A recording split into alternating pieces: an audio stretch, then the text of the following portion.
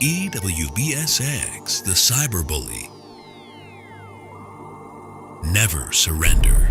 If we look to the answer as to why for so many years we achieved so much, prospered as no other people on earth, it was because here in this land, we unleashed the energy and individual genius of man to a greater extent than has ever been done before. Freedom and the dignity of the individual have been more available and assured here than in any other place on earth. The price for this freedom at times has been high, but we have never been unwilling to pay that price. Those who say that we're in a time when there are no heroes, they just don't know where to look. The sloping hills of Arlington National Cemetery, with its row upon row of simple white markers bearing crosses or stars of David, they add up to only a tiny fraction of the price that has been paid for our freedom. Each one of those markers is a monument to the kind of hero I spoke of earlier. Their lives ended in places called Belleau Wood, the Argonne, Omaha Beach, Salerno, and halfway around the world on Guadalcanal, Tarawa, Pork Chop Hill, the Chosin Reservoir, and in 100 rice paddies and jungles of a place called Vietnam. Under one such marker lies a young man, Martin Treptow, who left his job in a small-town barber shop in 1917 to go to France with the famed Rainbow Division. There on the Western Front, he was killed trying to carry a message between battalions under heavy artillery fire. We're told that on his body was found a diary. On the flyleaf, under the heading, "My Pledge," he had written these words: "America must win this war. Therefore I will work, I will save, I will sacrifice, I will endure. I will fight cheerfully and do my utmost as if the issue of the whole struggle depended on me alone." We must realize that no arsenal or no weapon in the arsenals of the world is so formidable as the will and moral courage of free men and women. It is a weapon our adversaries in today's world do not have. It is a weapon that we as Americans do have. Let that be understood by those who practice terrorism and prey upon their neighbors.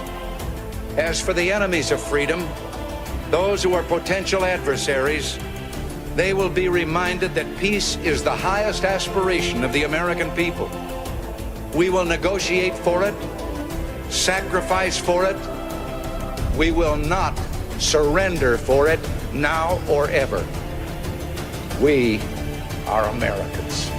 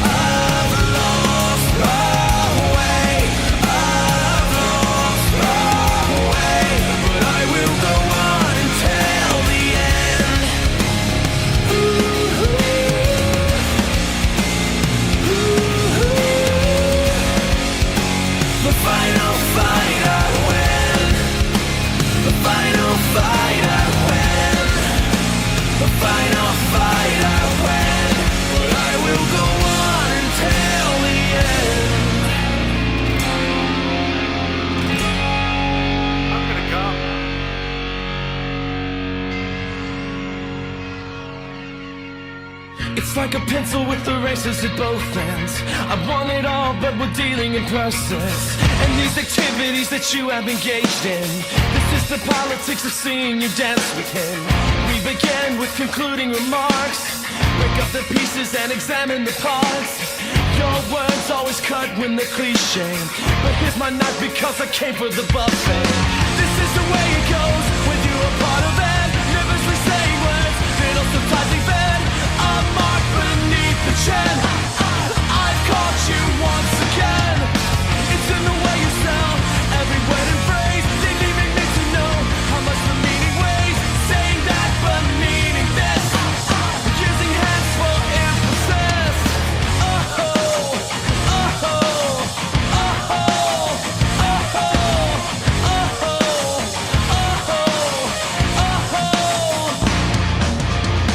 you'd like to think that you're the best part of me, but I confess there is nothing left of you here.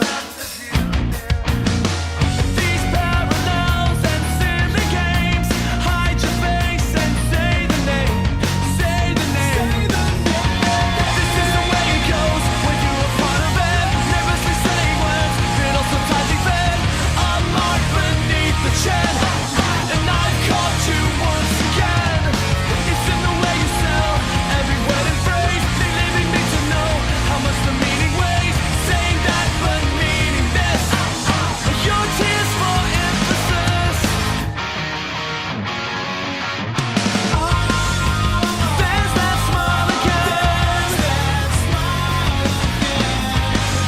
You fake it and I follow you right in. What a fool I've been to fall for it each time. This is the way it goes with you a part of it. Nervously saying words that also tightly fit. It's in the way you sell every word and phrase, and leaving me to know how much the meaning weighs. This is the way it goes with you a part of it. Nervously saying words that also tightly fit. It's in the way you sell every word and phrase, and leaving me to know how much the meaning weighs. Oh, oh, oh, oh, oh, oh, oh, oh.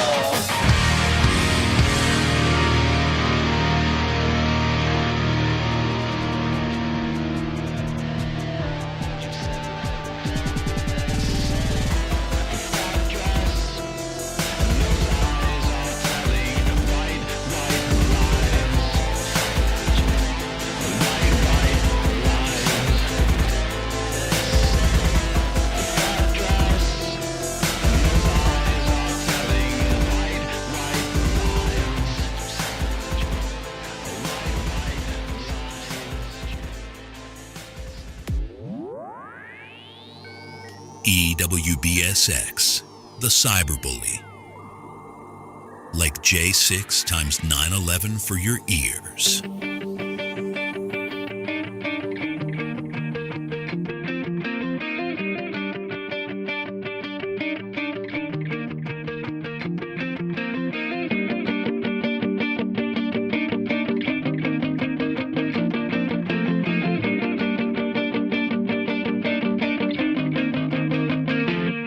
Let's go!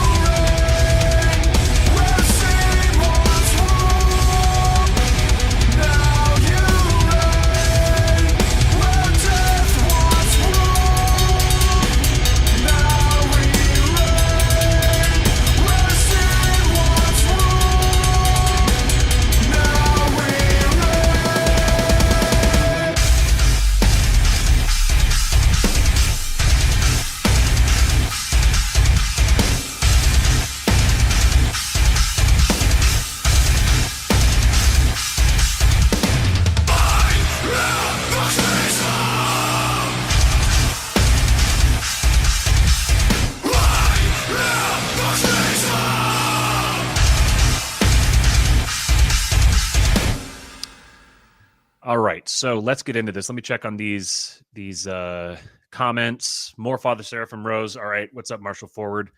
You're going to get yourself some more Father Seraphim Rose here.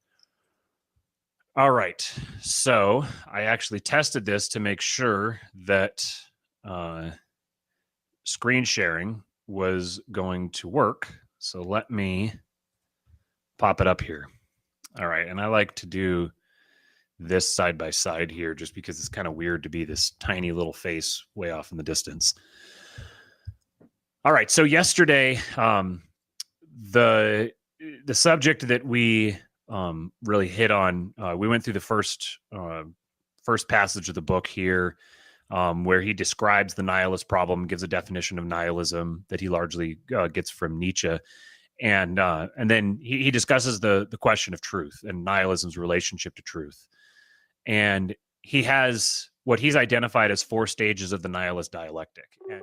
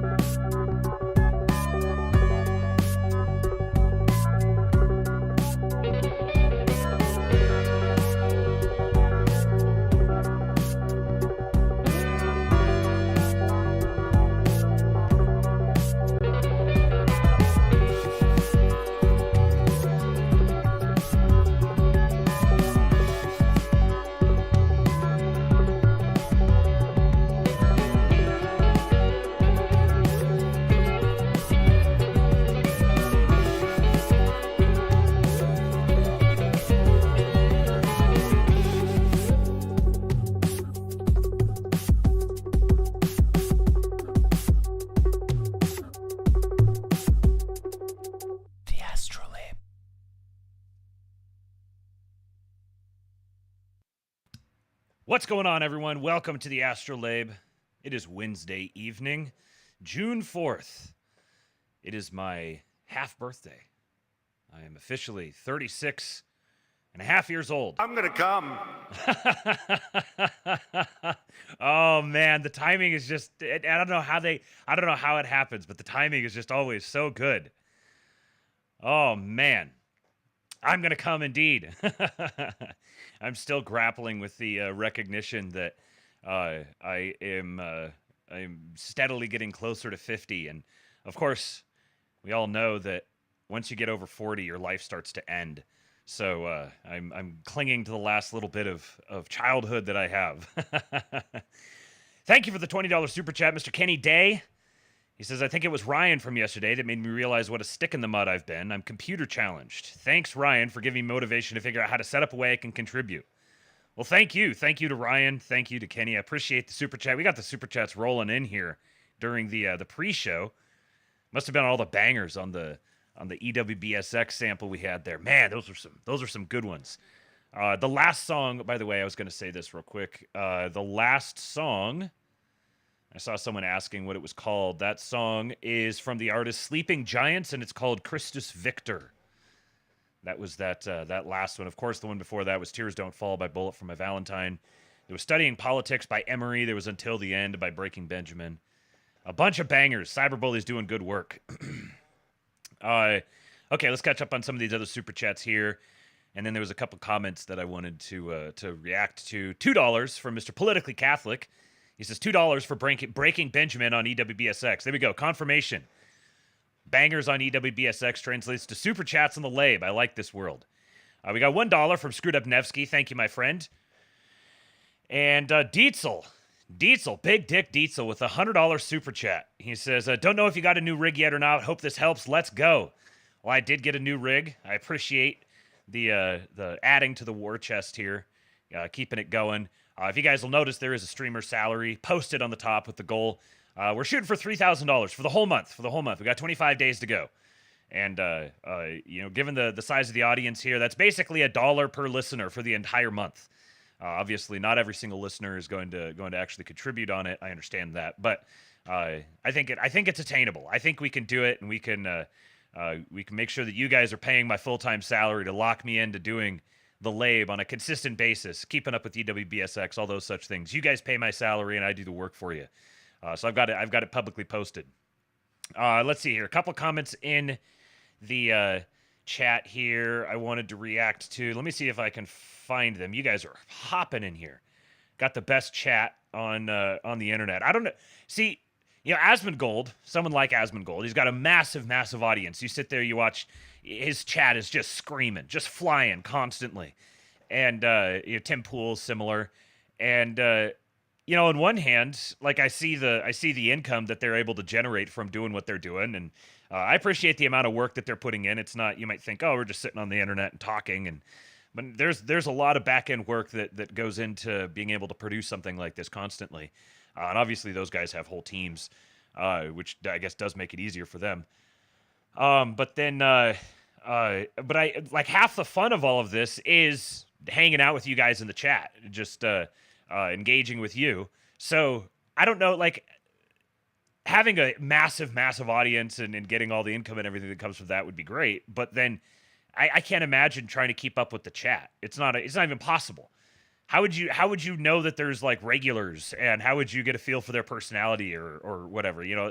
There's a whole bunch of you guys out there that I've become friends with now, internet friends, because you guys are here in the live chat, and I see my role is just give you guys the substance to bounce off of and riff in the chat, and then I just read your chats and I get entertained and everyone else gets entertained. So we got to figure out how to scale but maintain the coziness, because I think the coziness is a big draw. This is a microcosm, talking about it here with respect to the Labe. It's like a microcosm. How do you do this in society at large? How do you scale but maintain coziness?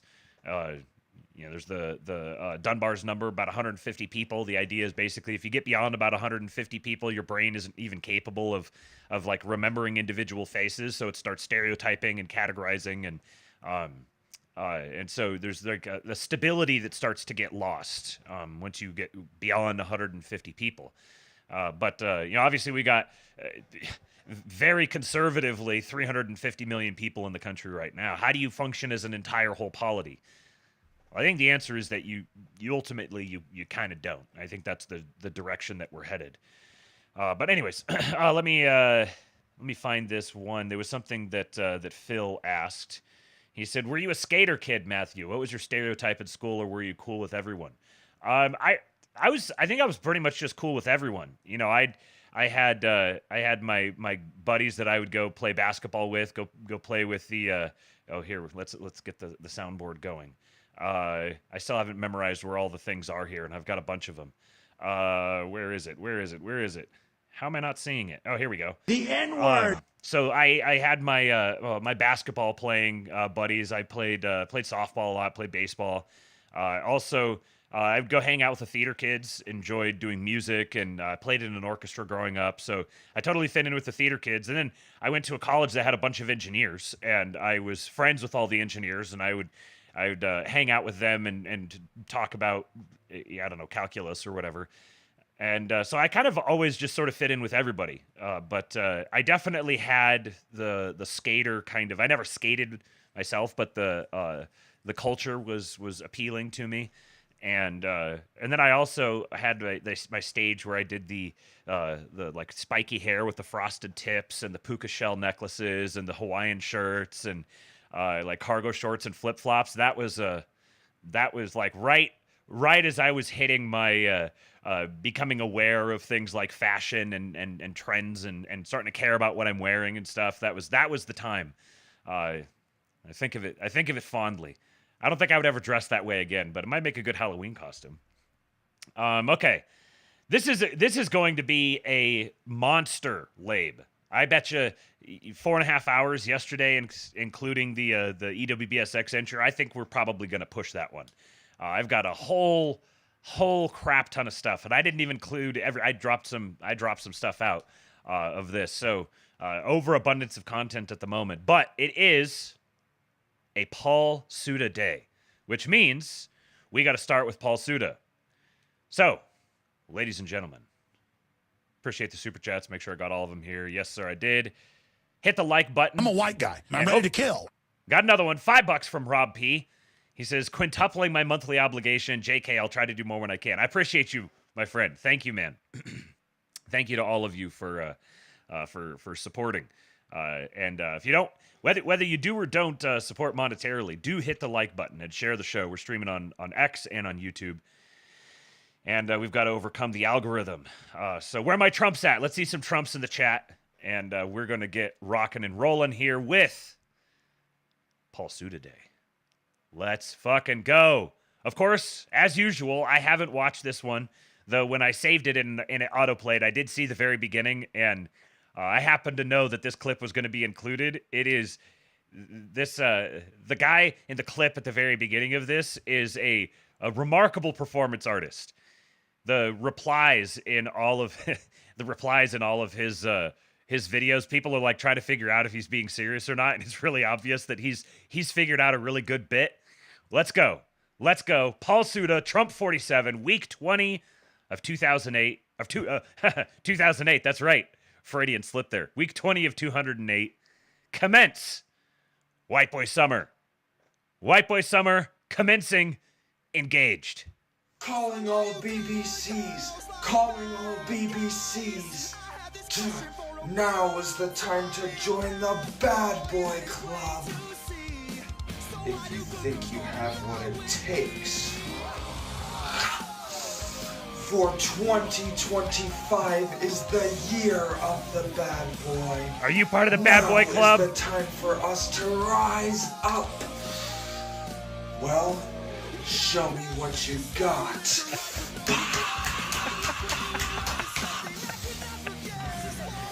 For I am the leader of the Bad Boy Club. BBC That's leader. Right. I'm the baddest boy in town. That might just make me the biggest BBC of all time. So, are you joining the Bad Boy Club? That's the point we were trying to make earlier. This isn't a war they're making just for international students. It's a war on higher education at large, and in the end, the victims will not just be students. It will be almost everyone associated with higher education. And we've discussed this many times on the show. Faggots! It is not a two-way decision. It is not. It is a one-way decision. If someone wants to fight you, declare war on you, you don't get a say. You're at war. It doesn't matter whether you don't want to, don't think it's necessary, don't have the time for it, the energy for none of those things matter at all because you are completely cut out of the decision-making process. If someone wants to fight you and they walk up to you and they punch you in the face, you're in a fight. It doesn't matter that you didn't want to. You're fighting, so you better ball up your fist and start slugging. Start slugging! America's higher education, after being conquered by the communists, declared war, an internal war on the United States of America, and more specifically, let's be honest, declared war on you, the Constitution, and the American right. They declared that war quite openly. So now war it is. Ah!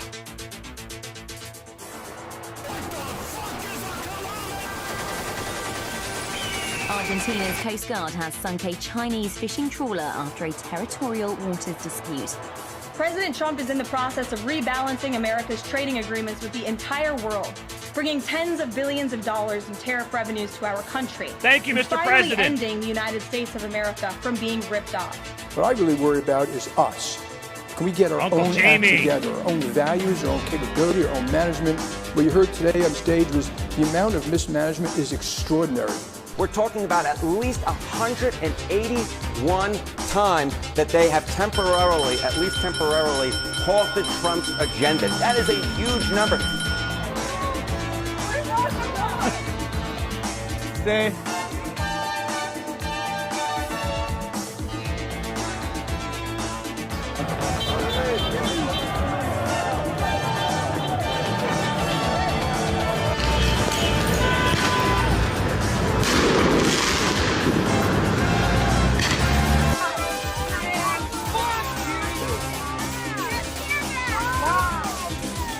faggots! Deport the faggots! No, she did not. That is not what happened. Okay.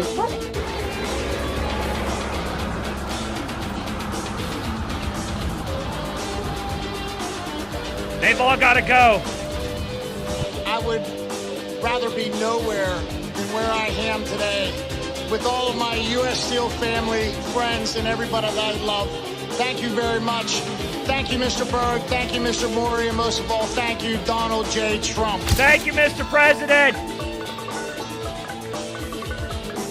What's happening right but now? When we use language that's designed to obscure the truth, that's not good faith. All right, does this Alien risk... is an illegal alien. Look at the Amish Chads. We're just going to carry a building around.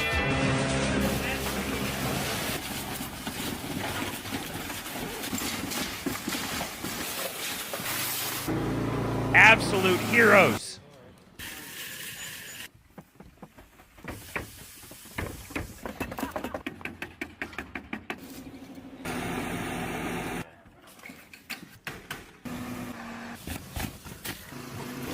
Love to see white boys building.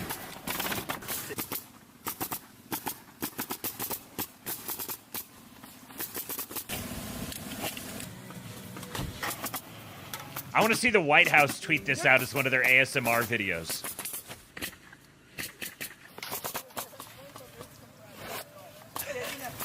But who's going to do the roofing? Slutty milk. Who's going to build the roads? Right-wing version. It didn't make me angry because the filthy communists tried to keep 500,000 people here. It made me angry because Ketanji Brown Jackson, Sonia Sotomayor, The N-word. they are unapologetically who they are, and I want that Shut for up! my side. Silly woman. I do. And people think I'm crazy for that. I want the courts to be nonpartisan. I'll grow up.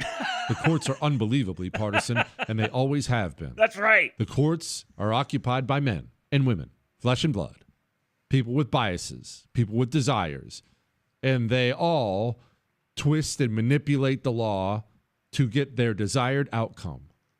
Sonia Sotomayor and Ketanji Brown Jackson are committed America-hating communists. That's right. They hate me, and vice Deport versa, them. I hate them. They hate the United States of America. And until the day they retire or die in the Supreme Court, they will issue every single ruling. They will do every single thing they can possibly do to the end of destroying the country. That is their ultimate goal. Their eyes are fixated on that goal, and they will always march in that direction. Us, we have to flip a coin. Some of these women, they're so stupid. Oh my God, Paul SUDA. Man, what a banger. He says we go Jesse Kelly heavy pretty often, but I'm never sorry. You should never be sorry for going Jesse Kelly heavy. I saw Slosher commenting on Jesse Kelly's painting right behind him. The most Jesse Kelly thing ever. Where is it back here? Look at that. Isn't that incredible? He's got this regal painting of himself right behind him. This is a white boy who is in his environment. He's moisturized. I don't remember all the I don't remember how the meme goes. Focused, flourishing, moisturized, in my lane, something like that. That is Jesse Kelly at all times. Yeah, I hope we get more faggin' Jesse rants. By the way, I got a new soundboard edition here. Oh, son of a bitch. Let me know if you guys could hear that one. I don't know. Each time I add a new one, I don't know if it's going to work or not. And now that I had one instance where it didn't work, while showing me on the mixer that it was playing, now I just don't trust it at all. Taylor Brown says Jesse Kelly's the first public right-wing talking head I can remember calling for a Franco. Yeah, he's been on this. Good. Glad you guys could hear it. He's been on this tack for a while. And he's said some stuff in the past that he paid the price for, parroting some like boomer lines about kicking your kids out of the house as soon as they turn 18 or something like that. But this is just, if you know who Jesse Kelly is, you're not going to get hung up about those sort of things. Jesse Kelly is 100% through and through a heritage American, our guy. Absolutely. Okay, I forgot the special one at the beginning here. Let's fucking go. Get your special sock out, nerds. This gonna get good. That one's always gonna make me laugh. Okay, what genre of music would this be? You know, I'm digging it. I'm digging it, but we need to figure out how to categorize this. This is like peak Zoomer schizo. Just mash up everything together. Walk it like I talk it, walk it like I talk it, walk it like I talk it, walk it like I talk it, walk it like I talk it, walk it like I talk it, walk it like I talk it, walk it like I talk it. White Thugs and Harmony. Oh my God. Big talks to the town, big boy. That's it. I like to walk around with my chain loose. She just bought a new ass, we got the same boobs. Whipping up dope, scientists. Whip it up, skirt. That's my sauce, where you find it? That's my sauce, look it up, find it. Add it up, checks no mining. Add it up, add it up, add it up, add it up. Get your respect in diamonds. I bought a plain Jane rolling. These fellas bought their fame. I think my bed got scoliosis cause I swerved in the lane. Skirt. Heard you signed your life for that brand new chain. I think it came with stripes, but you ain't straight with the gang. Walk it like I'm talking. I'm never going to recover from White Thugs and Harmony. Miles Standish from the Kingpilled Discord making an appearance. What a banger. What were some of you other guys saying here? Classic wiggerism. Classical wiggerism? Yeah, that's good too. Review Brockcore. Oh, man. Electro swing. This is what Whitey's got to resort to. Yeah. Oh man, now I want to see Baron doing that. I want to see Baron dressed up like this, especially if he does it like this here. Where is it? Right there. The shoes. You get the kind of zoot suit looking suit here with the kicks down there. Yeah. That's a look right there. Young Bing Crosby. Yeah, that may need to go on EWBSX. That's true. I'll send that one over to the Cyberbully. All right, Fat Electrician here has figured out the dating game for women. Now, I understand there are not very many women in the audience, but I know there are a few. Of the few that are in the audience, I think all of them are married. I don't know if we have any single women who listen to the ASTROLABE. But, boys, if you have young women in your lives, maybe a sister, maybe a niece or a daughter or a cousin or a friend, and they're having a hard time finding a good man, this is going to be the most important 36 seconds that they could ever hear. Better. On top of that, you could probably meet your future spouse there. Okay, I see it all the time on the internet. Women being like, oh, where do I find a good, hardworking, blue-collar guy? Blah, blah, blah, blah, blah. Listen to me. Get off fucking Tinder. Quit going out to nightclubs. Get your ass up at 6 o'clock in the morning. Drive to the nearest gas station that sells good breakfast food. Let some air out of your tire. Wait for the dudes in the high-vis shirts and dirty work boots to go walking in on their way to their construction site. Pick the one that you think is attractive and walk up to him and be like, oh, excuse me, could you help me air up my tire? Blah, blah, blah, blah, blah. He's gonna do it, and if he doesn't have a wedding ring and seems nice, ask him for his fucking phone number. The end. Better. Probably the best advice, the best single bit of dating advice I've seen given in as far back as I can remember. This will absolutely get it done. Now, it depends on where you live, because there are some regions in the country as of now. The GIGAJEW is hard at work, but these things take time. As of now, there are places in the country where the pickings are probably going to be slim, even in that environment. But in general, you do it for long enough, you're going to see them. You're going to see them, and especially going forward, the white man is returning. We're getting white men back in the trades. We're going to take the trades back over. That's our domain. That's our domain. and then we'll get the young queens to show up. I'm imagining just like a line of young women at the gas station. They're all pulled up. They're like angling their cars in and getting out and letting the air out of their tires, and then they're starting to get into like factional squabbles over like, no, I have the best place. And then the men all start dressing up like construction workers and go to the gas station. No, this gas station burrito is a write-off. I'm finding my woman. Yeah, Kate says don't do that at the ones where the illegals hang out. Yeah.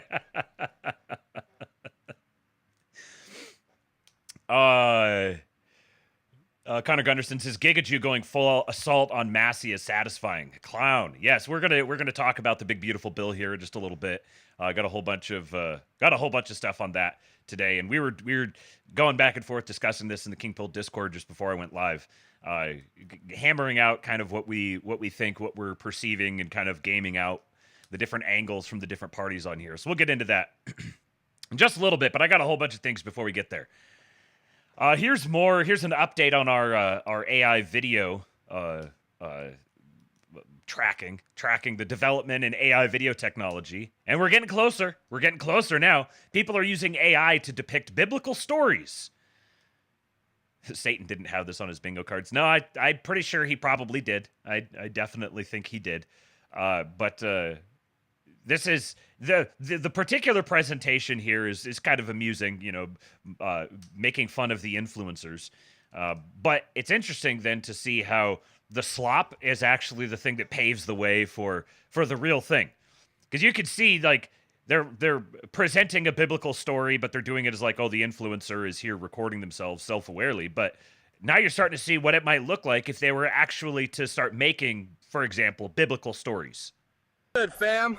Your boy David here, about to yeet this little stone at Goliath and see what happens. Yeet it! Okay, so I told y'all to trust the process, but no, y'all wanted to stay in Egypt stacking bricks. Yo, it's Shadrach. This random dude just showed up. It's getting lit in here. I got the horses in the back. Horse tack is attached. Hat is matte black. Got the boots that's black to match. You know I'm a daddy's boy. He's got me in this Technicolor drip. Brother's so jelly right now. They're looking a little sus. These Philistines thought they could flex on me. Big mistake.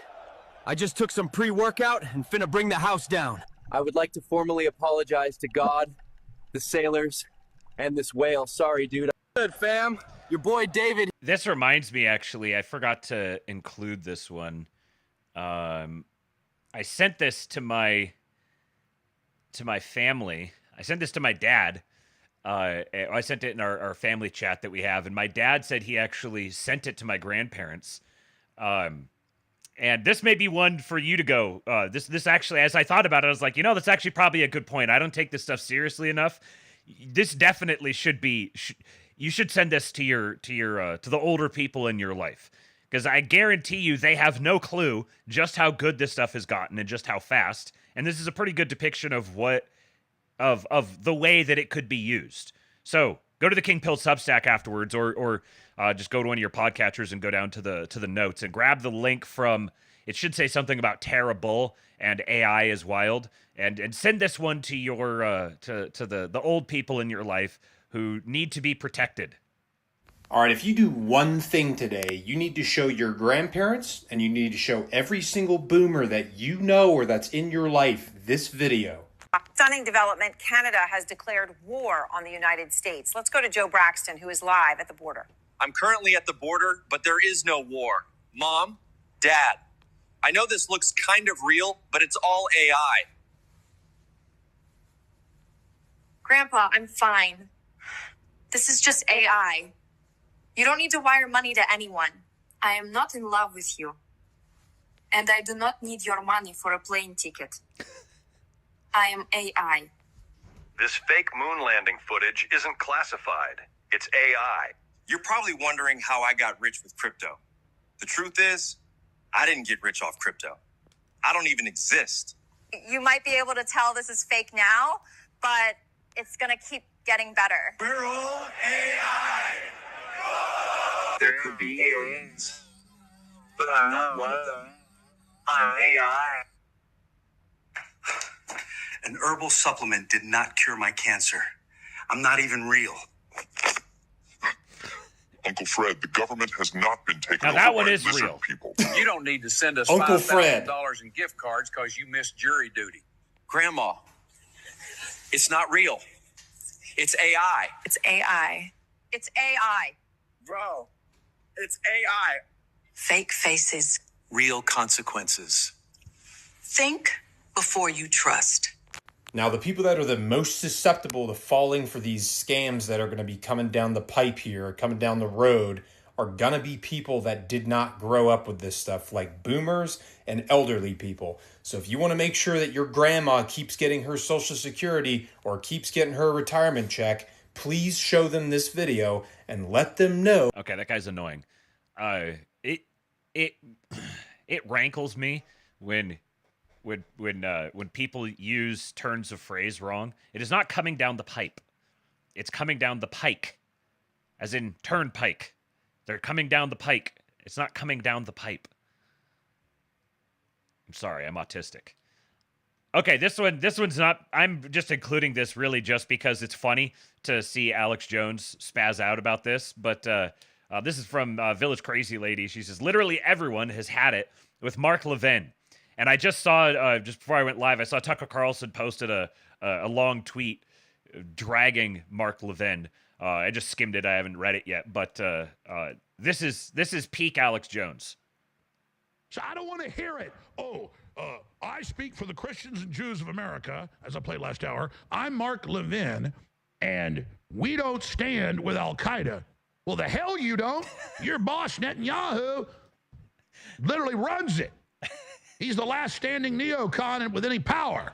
So I don't want to hear it. Stop talking to me like I'm culturally and historically and military illiterate. I'm not, Mark.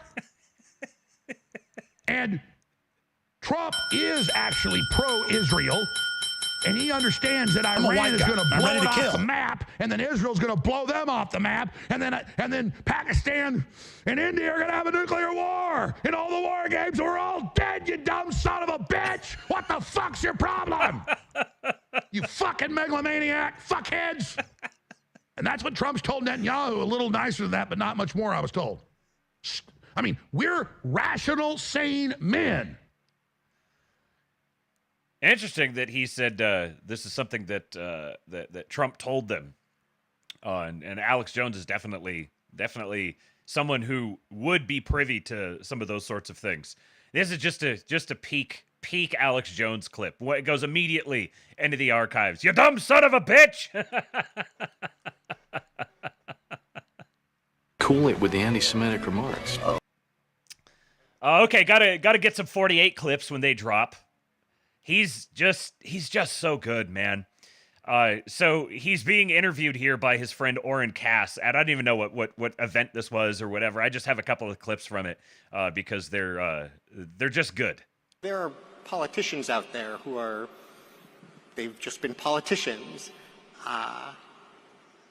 But you are someone who was an intellectual first. Some people don't like the word intellectual, but I mean it in the good sense of the term. You were writing for National Review. You were at the bar late at night arguing about and helping shape these ideas that you are now. I come here for free and you insult me and you call me an intellectual. Remind me that I wrote for National Review. What an asshole this guy is. That's fair. I will admit that I too wrote for National Review. There are National Review getting dragged by the vice president. Beautiful. You guys, the cyberbully has made an appearance in the chat. He says he's got wisdom for you. And when the cyberbully speaks, you sit your white ass down and you listen. He says, cyberbully pro tip. Use AI to scam your grandparents out of their money and then deposit it secretly back into their account. See, this is a GDP growth tip as well. So this is more than just like family policy. This is how you can help your country. Scam them out of their money and then deposit it back into their account. And we'll record the transactions on both sides of that ledger and add it to GDP. Ooh, National Rear View. That's a banger. The Iceman. Yeah, infinite GDP glitch. And then here's another one here. One thing that is shocking about the prior government, about the government we inherited the White House from, is if I, on January the 21st, in fact, I did ask this question, where are the biggest deficiencies in our supply chains? What are the 100 products that we're completely reliant on some other entity to make for us? Where are they made, and how hard would it be to onshore that manufacturing? I asked that explicit question, and the answer was, we don't know. Nobody in the prior government actually asked these very fundamental questions. And so what is so crazy about the hyper-globalized era is that you had these basic questions about the brittleness of our supply chains that were completely uninvestigated by the very people who supported globalizing those supply chains. We were actually governed by complete morons, and we didn't even realize it until the Trump administration started to get underneath the hood of our government. One thing that is shocking I'm gonna be honest about with the you. prior government. I'm kind of retarded. I just don't think I'm ever going to get used to having a vice president that can speak to these issues, that not only is inclined to speak to these issues in this way, but actually does. He actually goes out, these speeches, says, we were actually governed by complete morons. Because this is true. This is true. Everyone really wants to get worked up about their evil. And the effects of what they're doing is evil, and many of them are individually evil. But the collective product of all of that is ultimately them being morons is the worst part of it. Because here's the thing. I have no problem with the leadership doing things to enrich themselves, pursuing policies that correspond with their interests that enrich them. But at least do it competently and recognize that your power is more secure and it's better for you if everything runs functionally and competently, even if there's waste, fraud, and abuse within it. If that waste, fraud, and abuse is done competently and it's part of on the whole, a competently structured, functioning system, then whatever. Like, I'll be fine. If I can go buy a house, if I can put food on my kid's table, and we're not getting infinite invaders imported into the country, then honestly, my expectations aren't super high. But the problem with them isn't simply that they're corrupt and evil. The problem is that they're corrupt, evil, and incompetent. The incompetence is what just really puts it over the edge. There have been, all of humanity has been defined by corrupt, evil leadership. But in this case, we have corrupt, evil leaders who are complete and utter morons. They're stupid people. And the only solution is take them out of power.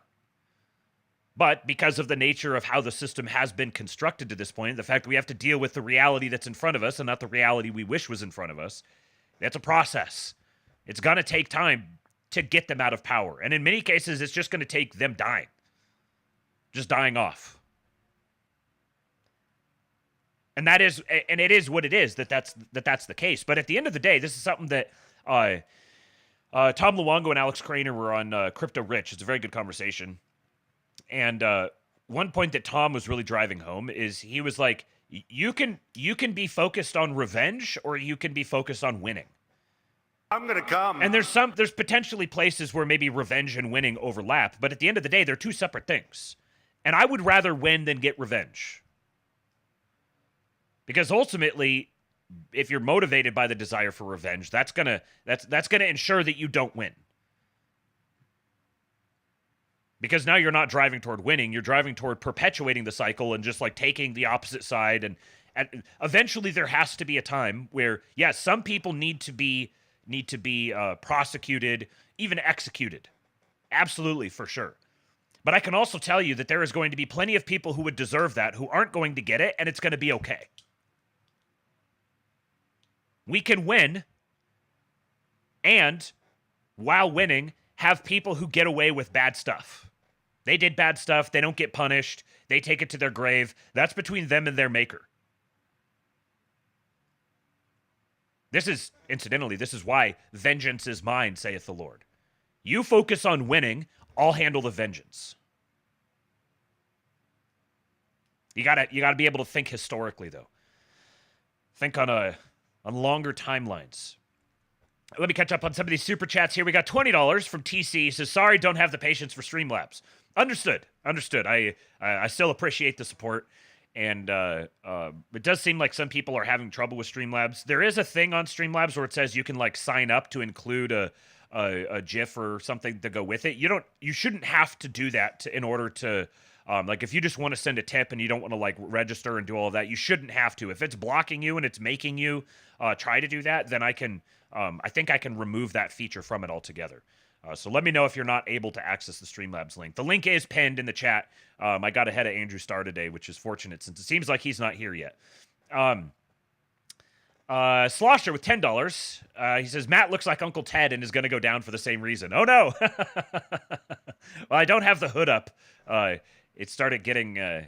It's sitting here with the hood pulling down on my hair in the back because of my headphones here, and it was starting to give me a headache, so I had to do away with the hood. But I've still got the costume up, so people can't figure out who I actually am. Okay, Nicholas and Rob both say that it made them sign up to donate. Okay, well, that's good to know. Then after the show, I'll go through and I think I could take that feature away. I thought it was an optional thing, but if it's going to force you to do that, then I'll see if I can eliminate that. It should be just, as far as I know, it should be that you just could put your card in or choose Venmo or whatever it is. I've never actually sent a tip through Streamlabs, so I just have my side of it to try to work with. And then $5 here from Seeing the Camp. He says, machined parts all day, watching the Twins versus A's and listening to the Labe with JD crushing. A better life than I deserve. Well, sounds like you had a good day, and hopefully I can keep making it better. Taylor Brown says, it wanted me to pay $6 a month to leave you a tip as well. Well, that's bullshit. That definitely shouldn't be the case.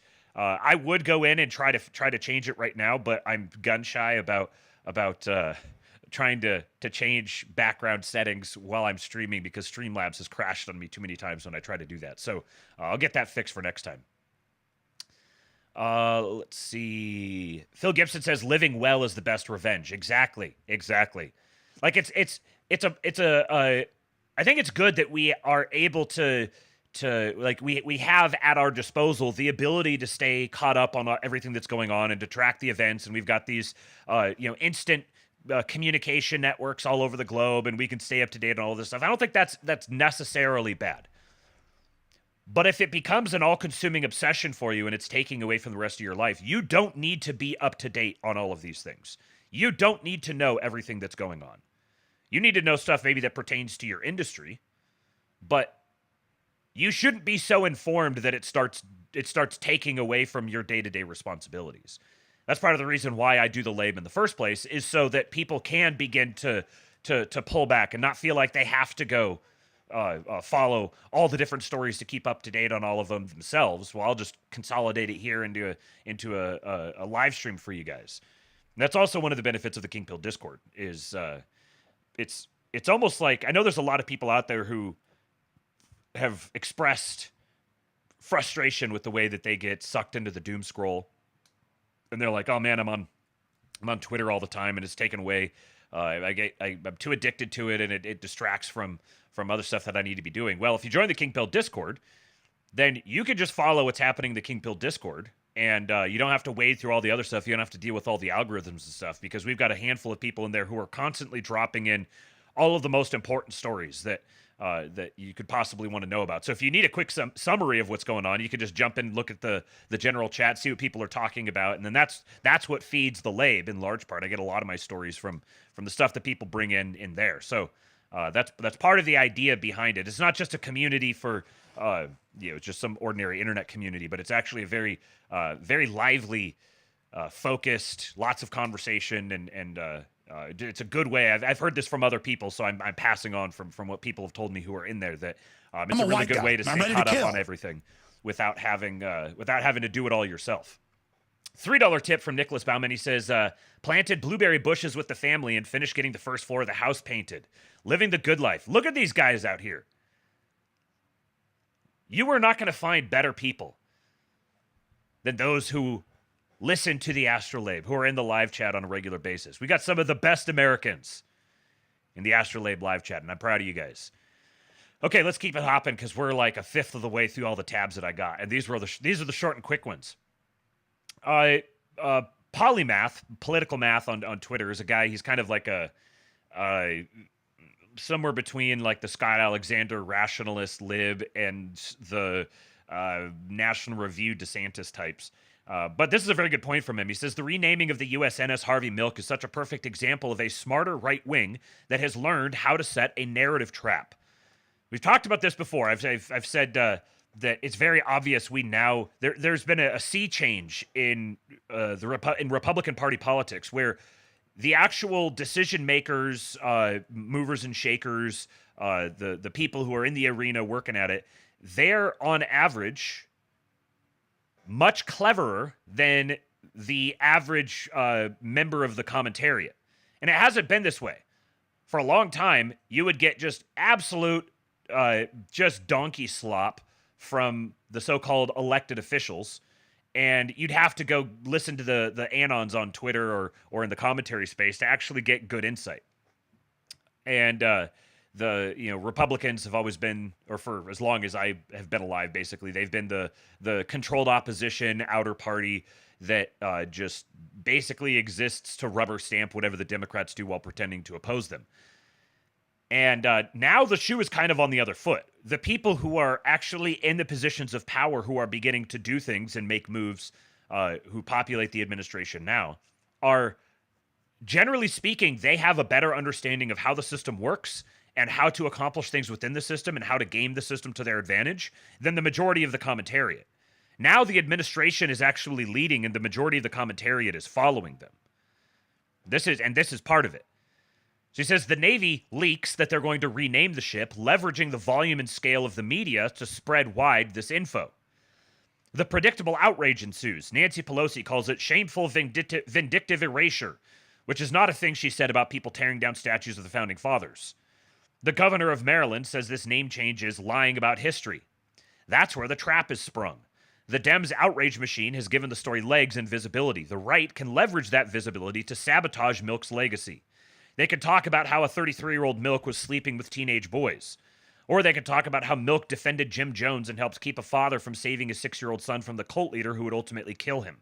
There's links, or a link here to a tweet about that if you want to go read about it. If the right tried to bring all these skeletons about Milk up in isolation, they would seem obsessed and creepy. But by using this ship rename as bait, they got Dems to make praising Harvey Milk a part of their national platform. And now Milk's bad behavior is fair game. Even if you hate the results of the strategy, you have to admit it's a good strategy. The new right understands how the outrage machine works and how the narratives play out and are leveraging that mechanism. Dems haven't caught up yet. And this is part of why, there's the whole Project 2025 thing. When I started reading into that and realized what it was, that this is actual competent political operatives who are patriots, heritage Americans, like dyed-in-the-wool right-wingers, Christians. Lots of overlap with both the Catholic integralist camp and the Christian nationalist camp. These are people who, they know what time it is, but they're also, many of them have been around for a long time. They actually have experience within a lot of these agencies. They know how it works. And I started reading through how they're describing the nature of the system, and it seemed like a slightly paraphrased Yarvin essay, essentially.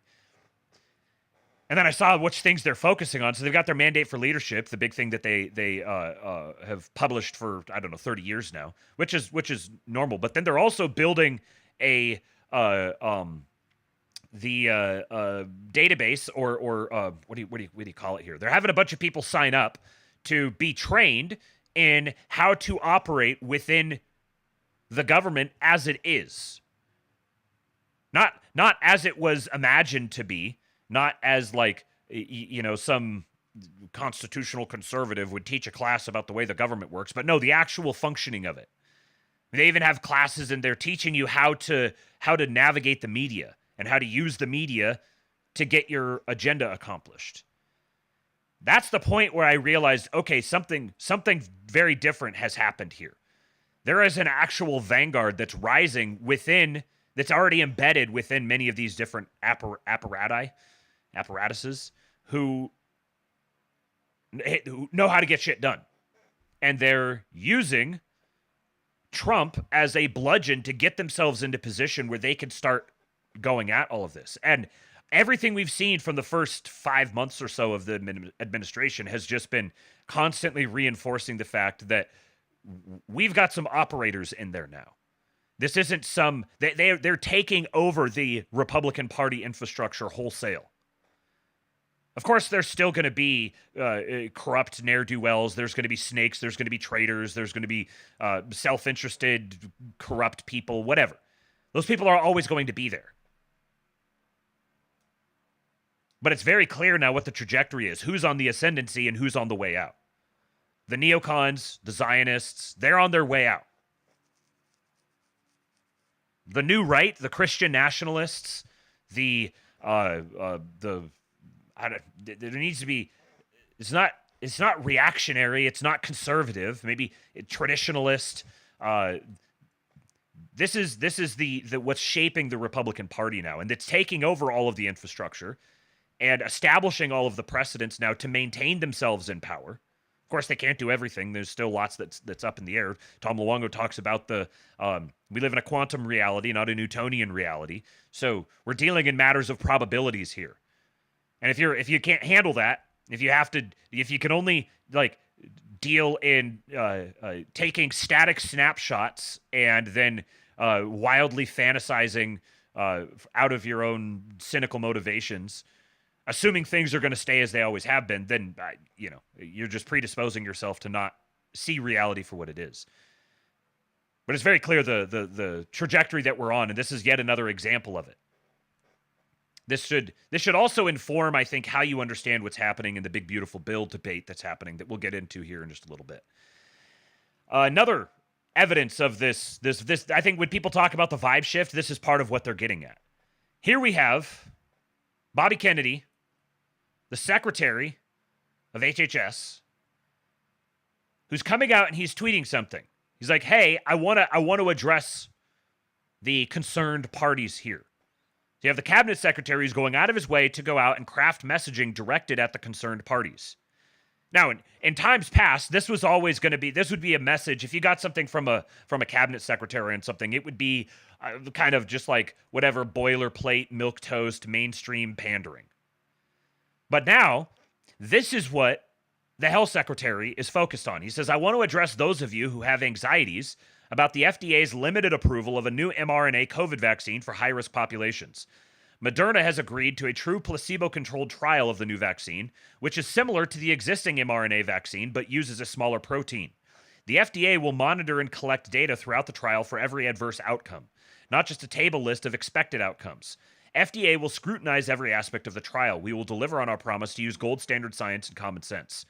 The biggest takeaway from leaving aside the exact substance of it, the subtext of this, I think, is that the agencies, the executive agencies, are now speaking to their constituents. They're not trying to exist inside this mainstream milquetoast mush bubble and just kind of sending out boilerplate statements. They're actually speaking directly to the concerns of what has until recently been an extremely slandered, marginalized minority group of people in the country, which would be those who are concerned about the state of vaccine science.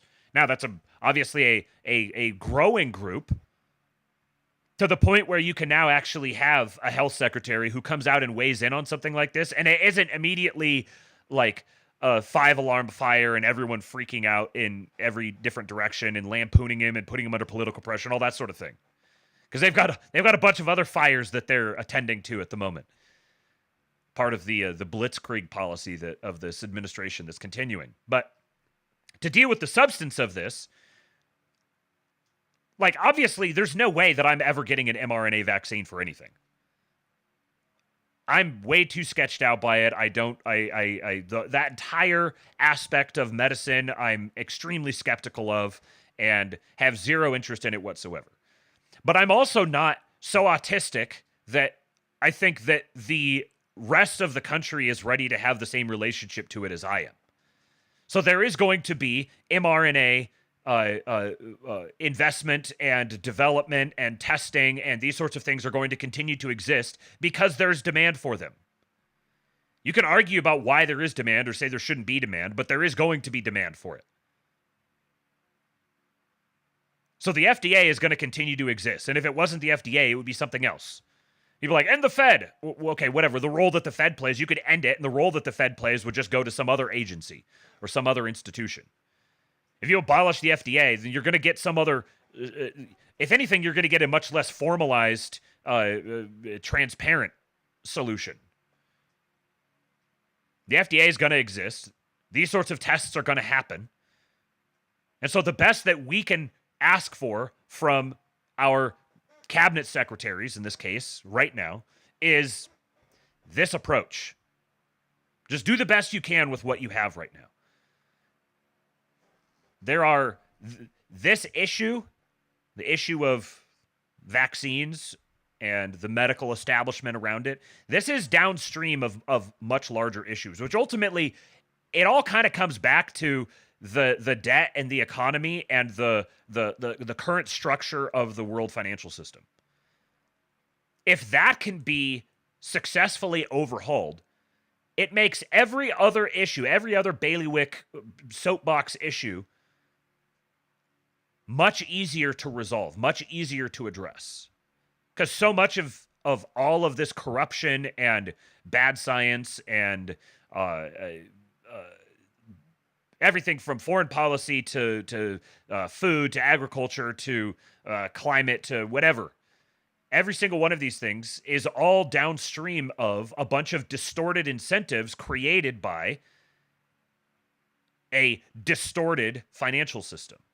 So if they can resolve issues within the financial system and successfully transition us to a new dollar system, so many of these other issues become easier to address. There's like this weird parallax thing with a lot of the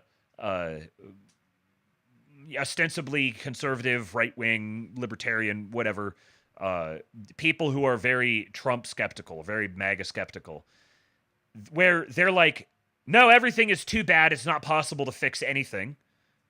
And also, the administration's a failure if they're not comprehensively fixing every single thing within the first 6 months of the administration, even within the first 4 years. Like, you can't have expectations that an administration is going to fix every conceivable issue on planet Earth, at period, much less within an administration with a single term, much less within the first 6 months of that term.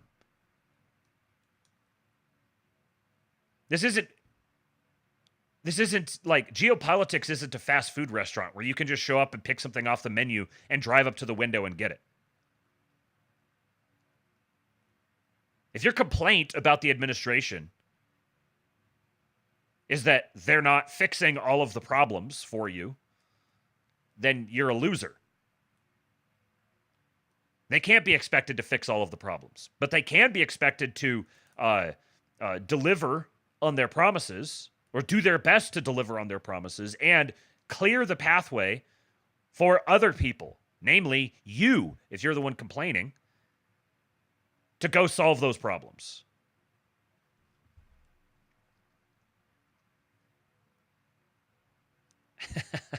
Nicholas Bauman says, as king of chat, I command thou shalt no longer black pill. That's right. Command them to like the show. Like the show, you peasants. Show fealty to our entertainer.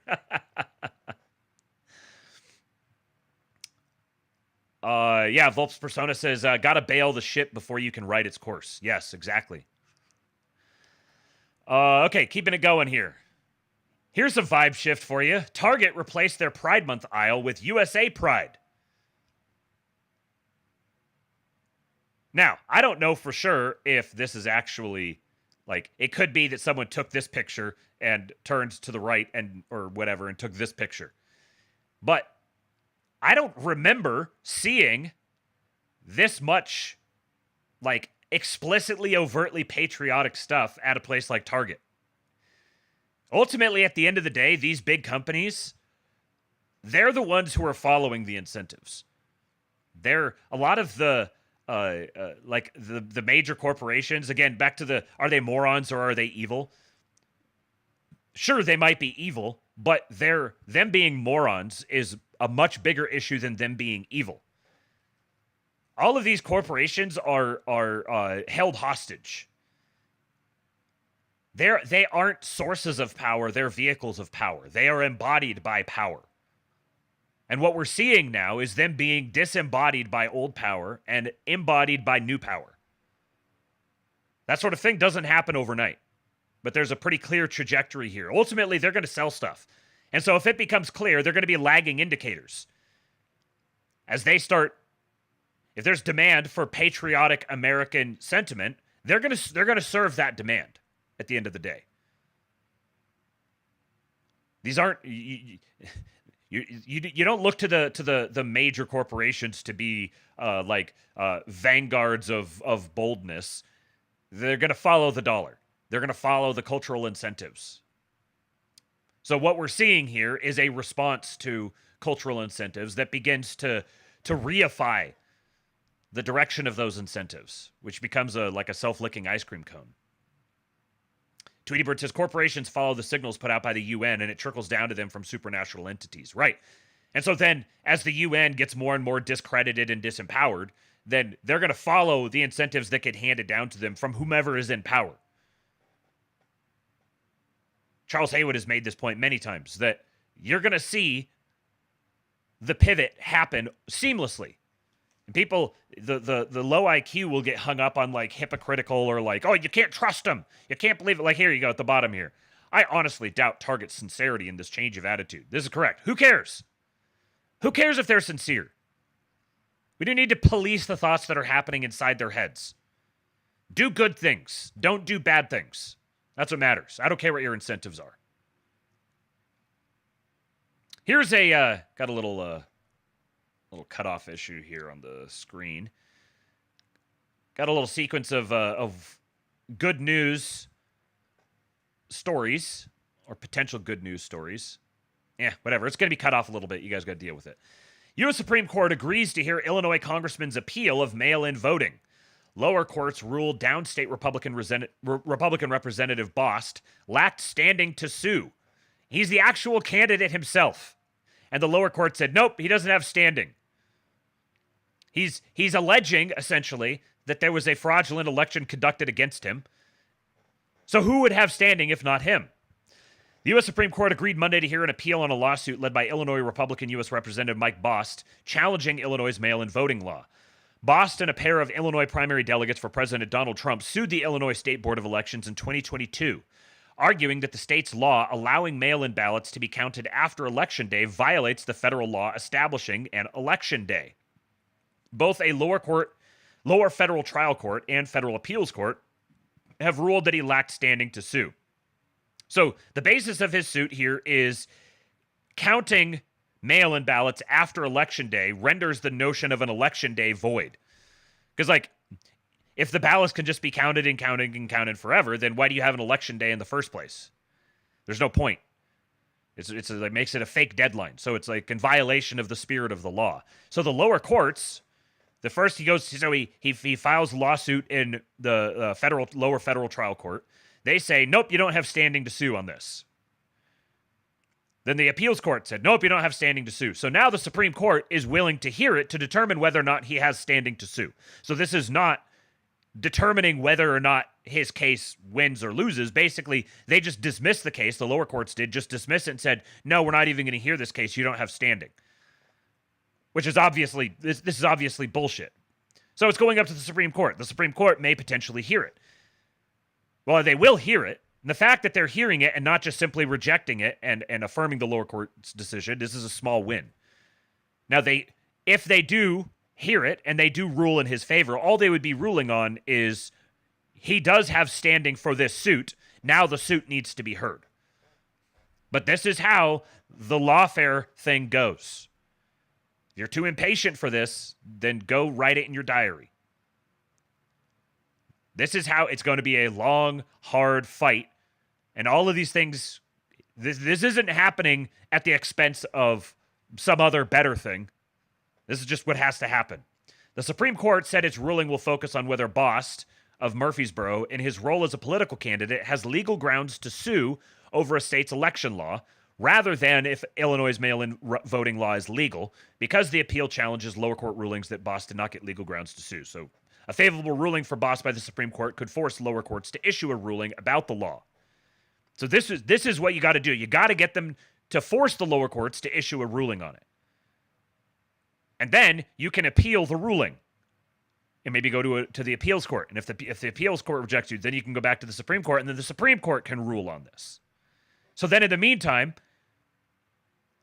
hopefully the timing works out here where in the meantime you can work on restructuring or politically pressuring the Supreme Court into actually doing its job. Another story here. This is background on this.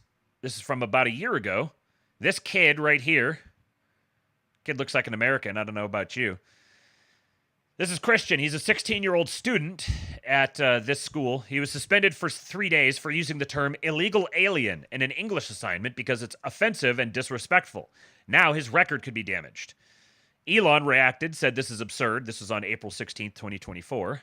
And good news, Christian McGee will receive $20,000 and a public apology in the proposed settlement with the Davidson County School Board.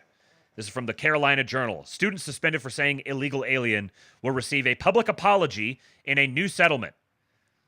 So the school decision makers who fined him, suspended and fined him, or suspended him, not only do they have to pay him, they also have to publicly apologize to him.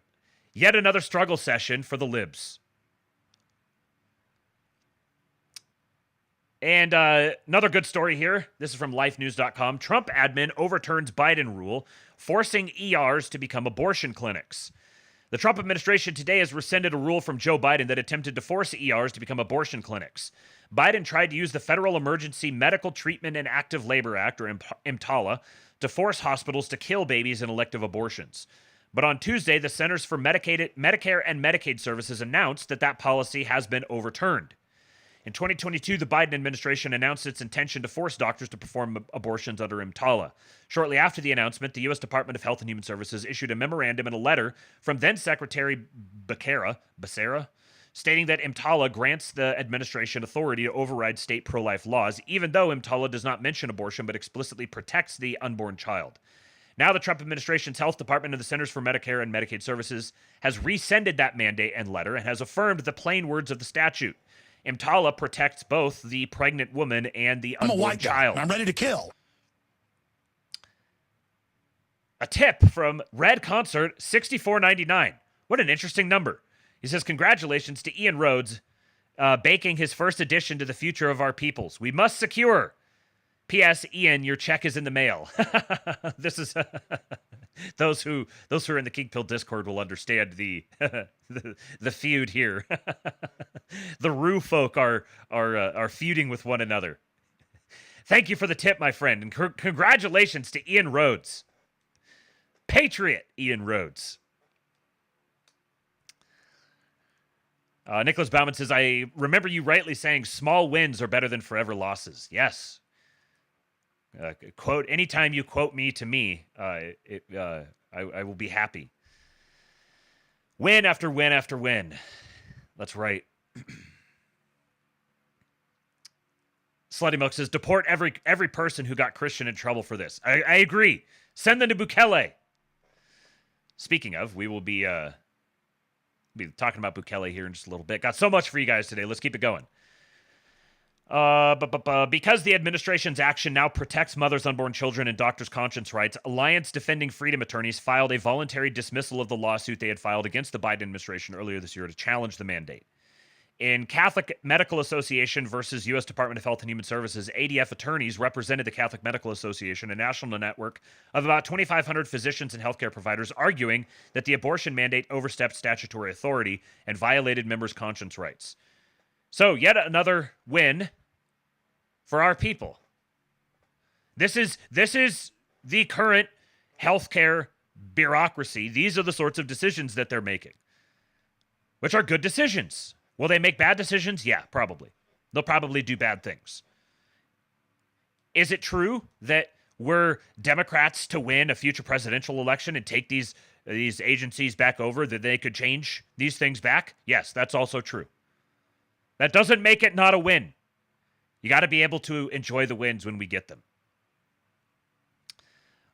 Quick little update on the trade war. For the this is for the month of April 2025. Goods imports dropped 68.4 billion to 276.1 billion, the lowest since October of 2024. So Americans are importing much fewer goods. Exports rose 6.3 billion to 188.5 billion, a new record high. So a new record high in exports for a month for America. The U.S. is suddenly approaching trade balance. $88 billion in remaining goods deficit, $74.7 billion in deficit reductions. So basically the deficit has been was cut in half for the month of April. Now the imports dropped significantly more than the exports rose, but that's not inherently a bad thing because of the sheer volume of goods that are produced in America already. And the capacity for it is, there's so much more. Yeah, this is why I trust the administration on the big, beautiful bill. Yeah, we'll get to that here in just a minute. All right. Mike Ben's appearance. This is talking about Bono. Bono's first foray into philanthropy, the Live Aid music concerts of the 1980s, raised $100 million for famine relief in Ethiopia. And you'll never guess what happened to those monies. $95 million was spent on weapons and the political machinery of the party. Just $5 million was used to help the famine relief. So Bono's out there on his guitar. I still haven't found what I'm looking for. They raise $100 million to stop famine, and only $5 million goes to food. $95 fucking million of it goes to buy guns and to organize the political arm of the CIA-backed rebel group.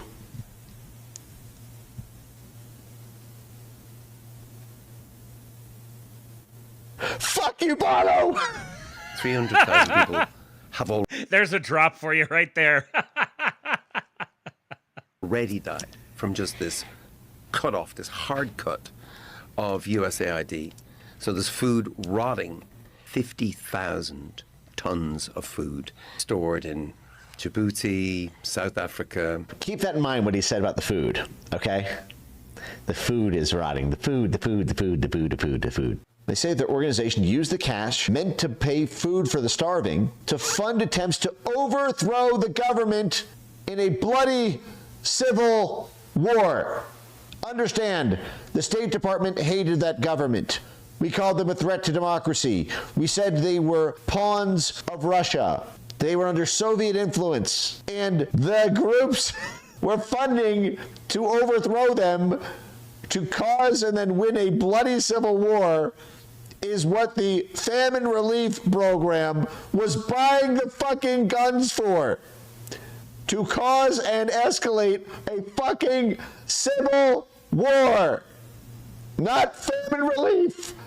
Civil war. Bloody civil war. One of the rebels who was involved in the fucking bloody civil war estimated that of the $95 million of aid money, including Band-Aid, just $5 million was used to help the famine relief. $95 fucking million of it goes to buy guns. This is back in the 80s. And this is how the whole leftist globalist regime built itself out. It was precisely through this sort of thing. Think of how many naive, well-meaning Americans have donated to charities like this, to relief efforts. Think about all the Sarah McLachlan commercials and the similar sorts of things. How many, probably, I don't know, at this point, trillions, billions at least, hundreds of billions of dollars that Americans have donated thinking that they're doing a good thing. I remember doing this. I remember when there was some big disaster or whatever, and I got the automated text on my flip phone from Red Cross. And it was like, you could text this number, text, whatever to this number, and it'll be added to your phone bill. I was like, oh yeah, I'll throw $20 at the Red Cross to go help with this relief effort. Meanwhile, I'm like funding child trafficking. This is how the game has worked for decades. Which is why that itself, if they do this long enough and it goes unopposed, they operate in the shadows, they build this thing out, then it itself becomes a self-licking ice cream cone. Where it becomes apparent that all the agenda items of these NGOs and subversives, the values that they're pushing, well, they must be popular because every major media apparatus I ever see is talking about these things and saying that these are the things that I should enjoy and these are the things that I should want and advocate for. And so because everything is doing that, then everybody just naturally assumes that's the case, and you get what's it called? You eventually get a preference cascade where you realize that one by one, people begin realizing, hold on a second, this whole thing has been astroturfed. This has all been fake. It's because there was a $100 million charity relief effort, and $95 million went to funding a civil war. $5 million of it actually went to the people. But think about what you can do with $95 million if you're wanting to, I don't know, buy advertising or propaganda or whatever. And you just scale this up over the hundreds of billions, trillions of dollars that have been spent on similar sorts of things. But now, as it starts to come out more and more, and people begin to recognize it more and more, because, again, this is all downstream from power. You take power, and you can start making these sorts of things happen. And you can change the zeitgeist. And as the zeitgeist changes, it feeds into itself. The more that it changes, the more that it will change. So these things, they happen slowly, and then they happen very, very quickly. There was an addition to this here, this story. During a U2 concert in Glasgow, Scotland, Bono asked the audience for total quiet. Then in the silence, he started to slowly clap his hands. Once every few seconds. Holding the audience in total silence, he said into the microphone, "Every time I clap my hands, a child in Africa dies." From the front of the crowd, a broad Scottish accent pierced the quiet. "Well, fucking stop doing it then, you evil bastard."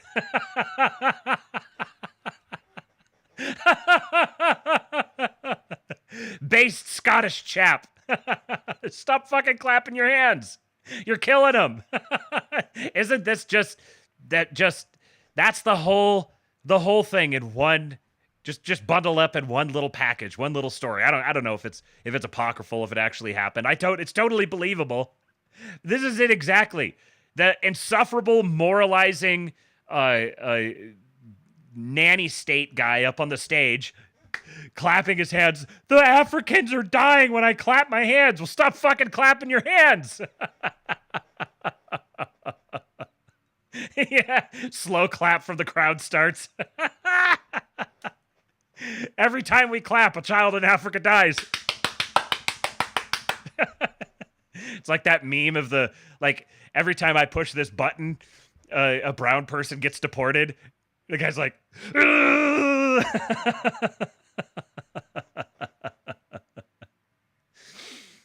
okay. Speaking of... Sir, please you need to stop. There are children. Please stop. Nigger! So Karine Jean-Pierre left the Biden administration And she tried to get a job co-hosting The View, and The View never called her back. The reason this is breaking now is because she has announced that she is leaving the Democrat Party. She is independent. So I've got a clip from Jesse Waters talking about this. She got rejected by The View.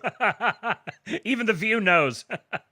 And then follow this up with a commentary from who is it? I can't remember what the next video is. We'll see when we get to it.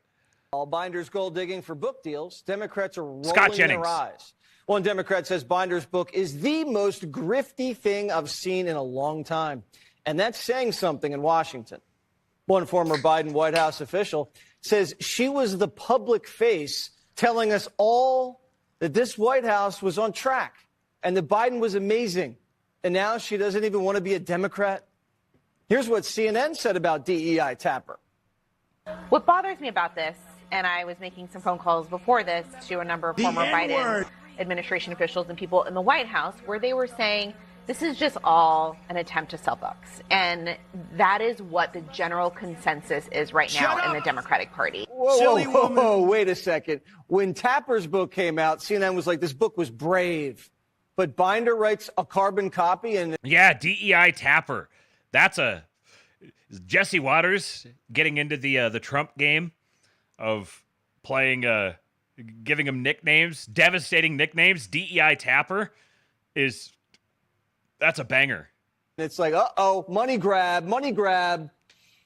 One Democrat insider tells Fox, the job market's really tough right now for Biden world, and I cannot begrudge anyone who needs to make a quick buck. Binder's been trying to get a TV deal, but let's be honest, that was never in the cards. After she left the administration, she tried to get a job co-hosting The View, but The View never called her back. Some people have better luck. Just ask Lloyd Austin.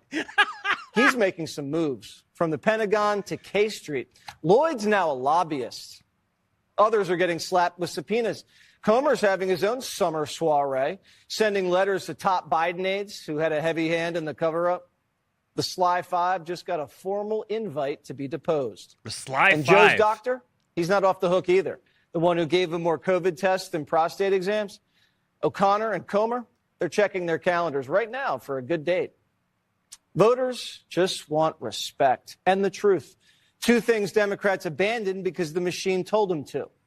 But instead of earning it back, they're trying to buy it back. They just dropped $20 million on a study about men. The project's called Speaking with American Men. Sam. And guess what? Yeah, you guys know that story. Here is, anytime we've got a great clip of Scott Jennings taking an opportunity to struggle session the libs on CNN, you know it's going to get played on the Labe.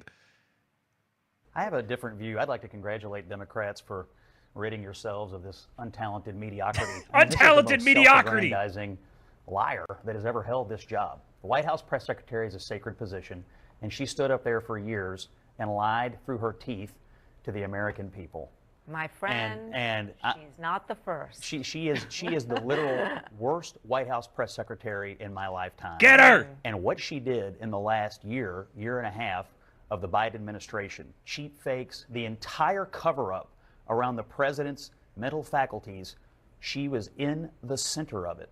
So you think she's doing this to launder herself? So congratulations for getting rid of this, but Democrats deserve everything they're getting here for putting her in that job in the first place. So I will say, I have a think about these chicks sitting here. You just know they're like the Burger King crown guy, except instead of yelling the N-word, they want to be like racist, but they can't.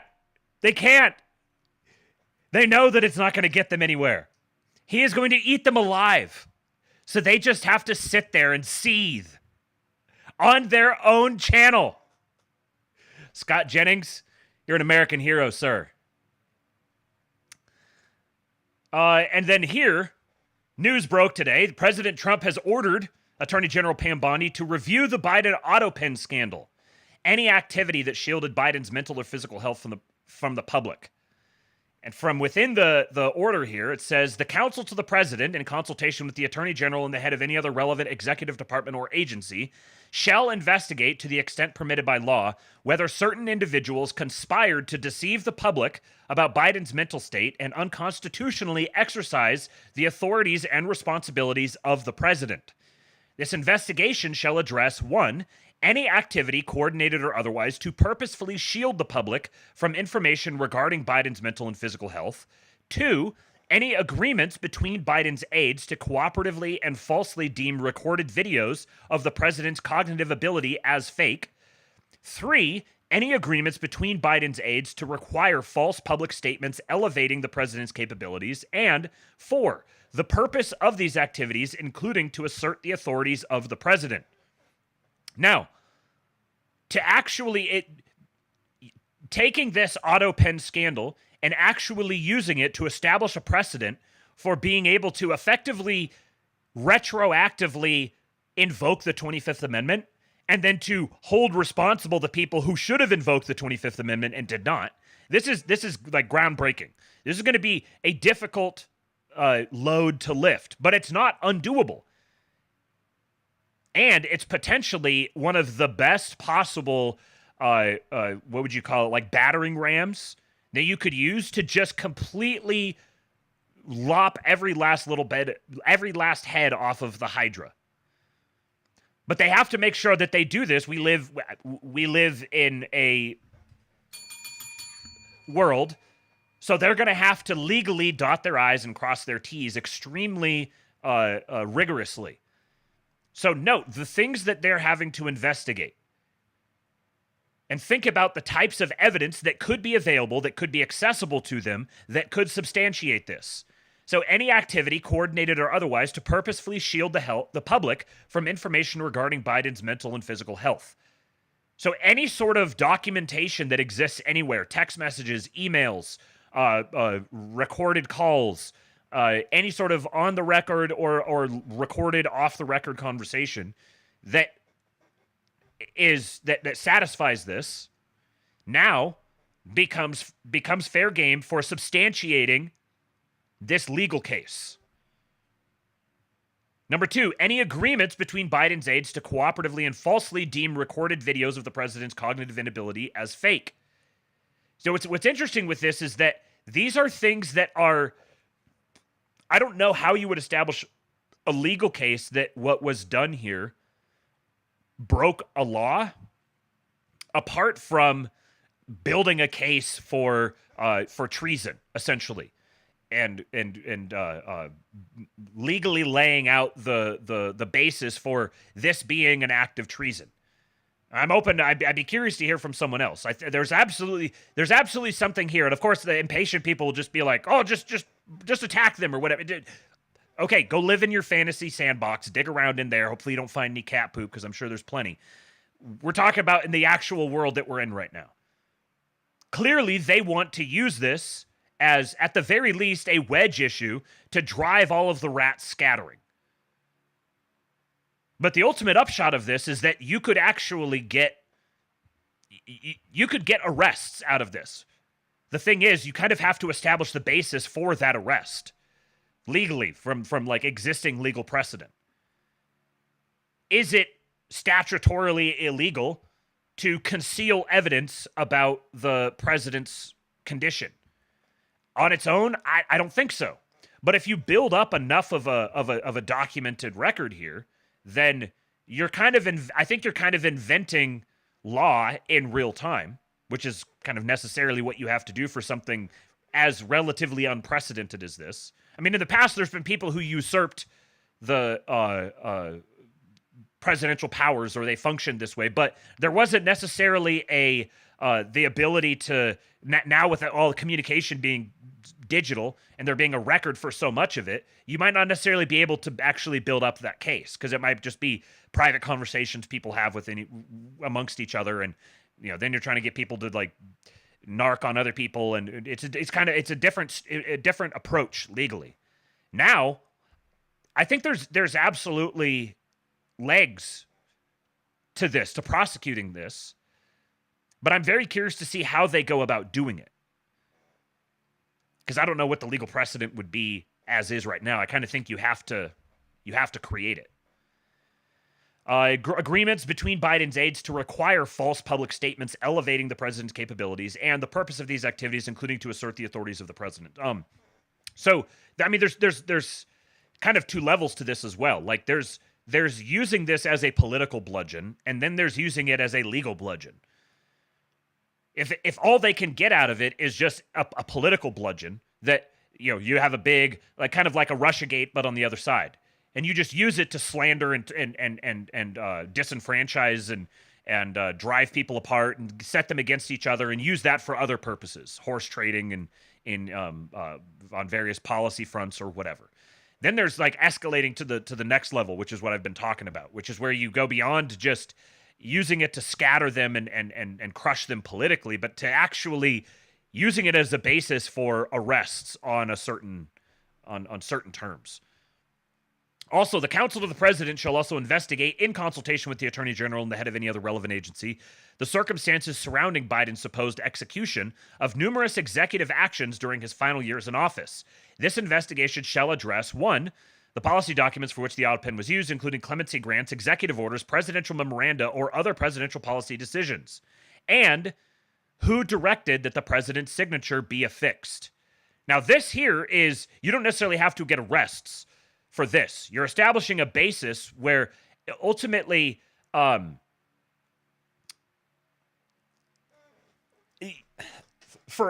there's like a higher standard for arrests than there would be for simply using this for political reasons to overturn grants of clemency, executive orders, presidential memoranda. So some of these, you might have like an executive order that, like, yeah, Trump could just write an executive order overturning it right now, but it might be harder to actually get that change in policy to stick than it would be if you associate it with this big, obvious purge of this corruption and there's this massive scandal and everything. Then people politically just want to distance themselves from it. But they're absolutely capitalizing on a great opportunity, and it's very good to see. Past administrations would have just let this slide and then, name of, I don't know, we need to just let bygones be bygones and come together as America and have unity, and no. There is way too much political juice to be squeezed out of this one. And it's good to see an administration that squeezes for the juice. Juice.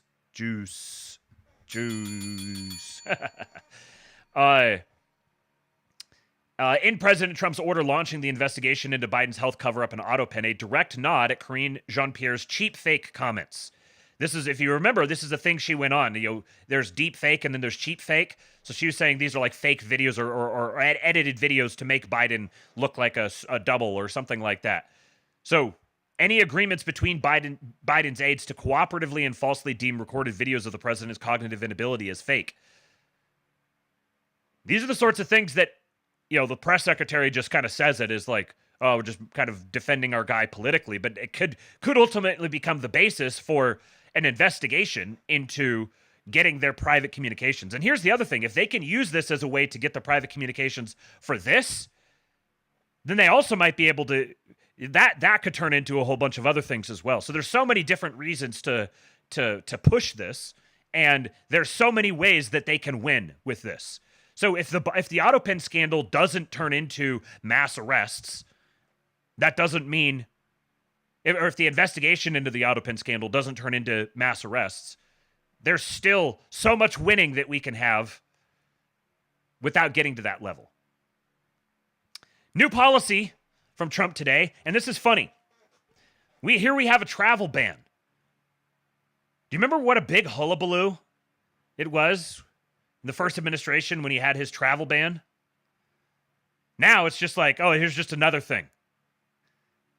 Of course, there's going to be some judge who's going to stop it, but we'll get to that sort of thing here in just a minute. I'm going to play this for you guys, and while I run to the little boys' room real quick. The recent terror attack in Boulder. Whoop! I won't play it like that for you guys. Imagining the person who's listening to this after the fact on 2X, and then they hit that spot. The recent terror attack in Boulder, Colorado, has underscored the extreme dangers posed to our country by the entry of foreign nationals who are not properly vetted, as well as those who come here as temporary visitors and overstay their visas. We don't want them. In the 21st century, we've seen one terror attack after another carried out by foreign visa overstayers from dangerous places all over the world. And thanks to Biden's open door policies, today there are millions and millions of these illegals who should not be in our country. In my first term, my powerful travel restrictions were one of our most successful policies, and they were a key part of preventing major foreign terror attacks on American soil. We will not let what happened in Europe happen to America. That's why on my first day back in office, I directed the Secretary of State to perform a security review of high-risk regions and make recommendations for where restrictions should be imposed. Among the national security threats their analysis considered are the large-scale presence of terrorists, failure to cooperate on visa security, inability to verify travelers' identities, inadequate record-keeping of criminal histories, and persistently high rates of illegal visa overstays, and other things. Very simply, we cannot have open migration from any country where we cannot safely and reliably vet and screen those who seek to enter the United States. That is why today I am signing a new executive order placing travel restrictions on countries including Yemen, Somalia, Haiti, Libya, and numerous others. The strength of the restrictions we're applying depends on the severity of the threat posed. The list is subject to revision based on whether material improvements are made, and likewise, new countries can be added as threats emerge around the world. But we will not allow people to enter our country who wish to do us harm, and nothing will stop us from keeping America safe. Thank you very much. Thank you, Mr. President. I am dedicating my full attention to this matter. All right, let me catch up on some of your guys' comments here. The Iceman says there has to be witnesses, White House cameras, texts, emails. Give immunity to those who talk. They will all talk. This is how these work. Start with the assistants and secretaries. We see you have 3 kids. Think of your children. Yes, exactly. Let's see here. Tweety Bird says, I'm kind of hoping Pocahontas will fall afoul of the auto pen. Oh, I definitely think that's going to happen. I definitely think that there's a great opportunity to basically end her political career with this, and I think that they're going to do whatever they can to make that happen. Yeah, Nicholas Bauman, there would be no precedent. The trail must be blazed. Which also means, for all the Spurgs out there, you got to be patient. You got to be patient. You got to let them do this. And it's going to take time to dot all the I's and cross all the T's. And there's so many different angles that can be employed here. The political pressure angle, blackmail, social ostracizing, social ostracizing. And that's not even getting into the actual prosecuting an actual legal case against the people that they can do that with. Tweety Bird, Trump announced restrictions on certain nations for immigration. Great move. Includes Haiti, so people and pets of Springfield could breathe a sigh of relief. That's right. Nicholas Bauman says these people don't all need to be arrested, but they need to be shunned away from every single lever of power. Right. There's the ostracizing right there. Okay. Mr. Butt Poop. Welcome, Mr. Butt Poop, to the chat. I'm so glad that we have you here. He says, thank you for bringing this matter to my attention. You are very welcome, Mr. Butt Poop. Lurch is paying attention to this matter. Are you guys paying attention to this matter? Slutty Milk says, my attention is 100% fully paid to this paid to this matter, sir. Cannot read anymore. He could put travel bans on Minnesota. We're going to ban travel from Minnesota. If you're in Minnesota, you got to stay there. Okay. So here's the full list of countries. So full travel ban for 12 countries. Afghanistan, Burma, Chad, Congo, Eritrea, Haiti, Iran, Libya, Somalia, Sudan, Yemen, and Equatorial Guinea. And then partially restricted countries are Burundi, Cuba's an interesting one, Laos, Sierra Leone, Turkmenistan, Venezuela, and Togo. Please add the following to the list. Yes, all of them. They all must be limited. Travel must be banned. So, Colorado federal judge Gordon Gallagher, a Biden appointee, has issued an order blocking the Trump administration from deporting the wife and 5 children of Boulder terror suspect Mohammed Soleiman. So this is the guy who threw the Molotov cocktails at the Elders of Zion in Boulder, Colorado. And whole family is illegal. So the whole family is getting deported. And some faggot judge has said that they can't do that. Stephen Miller says, we are in a struggle for the survival of civilization itself. And we have libertarians threatening to derail the entire agenda over bogus CBO pie charts. We will be debating these matters over the ruins of the West if we don't control migration. Never seen such single-minded focus. This man has one issue, and it is the most important issue. None of the rest of all this stuff matters if we don't have a country. And we don't have a country if we don't have secure borders and a record of the people who are in the country who are supposed to be in the country so that we can identify who is not supposed to be in the country and remove them from the country. Yes, this is a reference to the Palantir Spurgs. Can you imagine, in 2025, can you imagine that this nation does not have any idea within like 10 million at least how many people are actually in the country? Much less how many people actually belong in the country. You want secure borders? You want secure elections? Yeah, your name's going in a database. That's how you get secure borders and secure elections. If you don't like it, well, you got to decide which one you want more.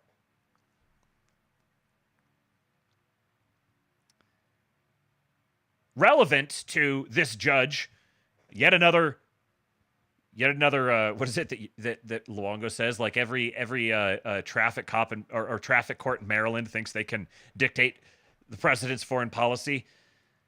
Get another Maryland traffic court that wants to issue injunctions. Well, part of the big beautiful bill says that U.S. courts would be prohibited from enforcing their injunctions or temporary restraining orders through contempt citations unless a security bond was posted when the order was issued. We've talked about this multiple times here. First time I heard about this was from some guy who posted about it on Twitter and said, hey, this is what they should do. They should start requiring these bonds. There's already the precedent there for it. And went viral. And what do you know? The big signature piece of legislation has that included in it. Coincidence? Maybe. I don't know. This would shift the financial burden of enforcement onto plaintiffs who would be required to post security in order to obtain temporary relief. So basically, if you're going to file for a temporary restraining order or an injunction, then you have to post a bond against the damages that, in this case, the government would experience as a result of the injunction happening. So if the government is saying, we're going to do this thing to avoid this negative cost, and then you want to say, no, we want to stop you from doing that, or we want to force you to do that thing, we want to injunct you from doing it or not doing it, which is going to force you to incur a cost, well, if the court is going to have to rule on this thing and they're going to force the government's hand in a particular case, or the defendant's hand, and that defendant would experience damages if the government were to halt proceedings as they are right now while the thing is adjudicated, and if the adjudication lands on the side of the defendant or the government in this case, then the defendant would have just experienced damages from having had the behavior halted for a period of time or enjoined or whatever the case may be. So if you're going to file for a restraining order, temporary restraining order, or like one of these nationwide injunctions, then there has to be an estimation of what the potential damages would be for the government, and you have to post an according bond for it. And if the case loses and the injunction is lifted or the restraining order is lifted, then you pay that amount. It says, without security assurances, particularly in cases involving thousands or even millions of immigrants, the Trump administration could violate court orders without being held in contempt, thereby enabling the execution of deportations without regard for judicial authority. This is one of many of these things that are in this big bill. So Scott Bessent, his account at least, posted this tweet. I've got a couple of things here to go through just to cover all the details that are in this bill. Because there's a lot of horse trading that's going to happen here, and some of these things are going to be changed, removed, added to. We'll see what happens. We'll get into that here in just a minute. It says, we cannot allow the American people to suffer the biggest tax hike in history next year. Getting POTUS's One Big Beautiful Bill passed is one of our top priorities, and it's an integral component of President Trump's bold economic agenda to drive long-term growth. The American people deserve to know how this bill will benefit them directly. For working families, no federal income tax on tips or overtime pay, a bigger standard deduction for every household, extra senior deduction so retirees keep more of what they've earned. These dollars stay in your pocket, not Washington's. For small businesses and entrepreneurs, it keeps and increases the small business pass-through deduction and offers immediate expensing for R&D so innovators can scale faster. Main Street, not Wall Street, drives the next wave of jobs. Made in America, the bill delivers full 100% expensing for new factories, equipment, and machinery, plus restored bonus depreciation and immediate write-offs for research outlays. Build it here, hire here, own it here. Strong supply chains mean stronger national security and higher wages. Protecting U.S. sovereignty. If a foreign government imposes an extraterritorial tax on American companies, their residents and governments face increased U.S. taxes, and it turns off when they back down. Foreign governments should never profit by taxing U.S. success within our borders. With stronger wages, higher productivity, and goal-line 3% real GDP growth, this bill boosts revenue through expansion, not higher rates. A strong economy restores pride and independence to the American people and allows millions of families to secure a more resilient and prosperous future. Then here, from Charlie Kirk, are 50 major wins from Trump's big, beautiful bill that the media is ignoring. We're going to run through these quick. No taxes on tips. Made Trump tax cuts permanent. Child tax credit raised to $2,500. Overtime pay is tax-free.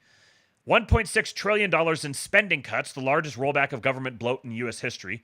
Work requirement for welfare. Deporting 1 million illegal immigrants per year. No more catch and release. Builds the wall. Finishes it.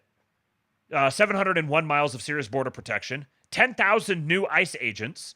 Eliminates Medicaid for illegal aliens. It's insane that you actually have to do this legislatively. Creates Trump savings accounts for kids. This is one thing I haven't seen a lot of people talk about, and to be fair, I haven't talked about it a lot because I forgot about it. But this is one of the things. It creates a savings account. Every kid, when they're born, they get a savings account that the parents can contribute to tax-free, kind of like an IRA. Slashes IRS funding. Green New Deal defunded. Energy production unleashed. Tariffs on Chinese-built ships. Buy American, Build American, required on all infrastructure projects. Estate tax protections expanded. Family farms and businesses stay in the family. Repeals DEI mandates. Bans taxpayer-funded gender ideology in federal agencies. Military pay raise plus benefits boost. National missile defense. The Golden Dome. The big, beautiful Golden Dome.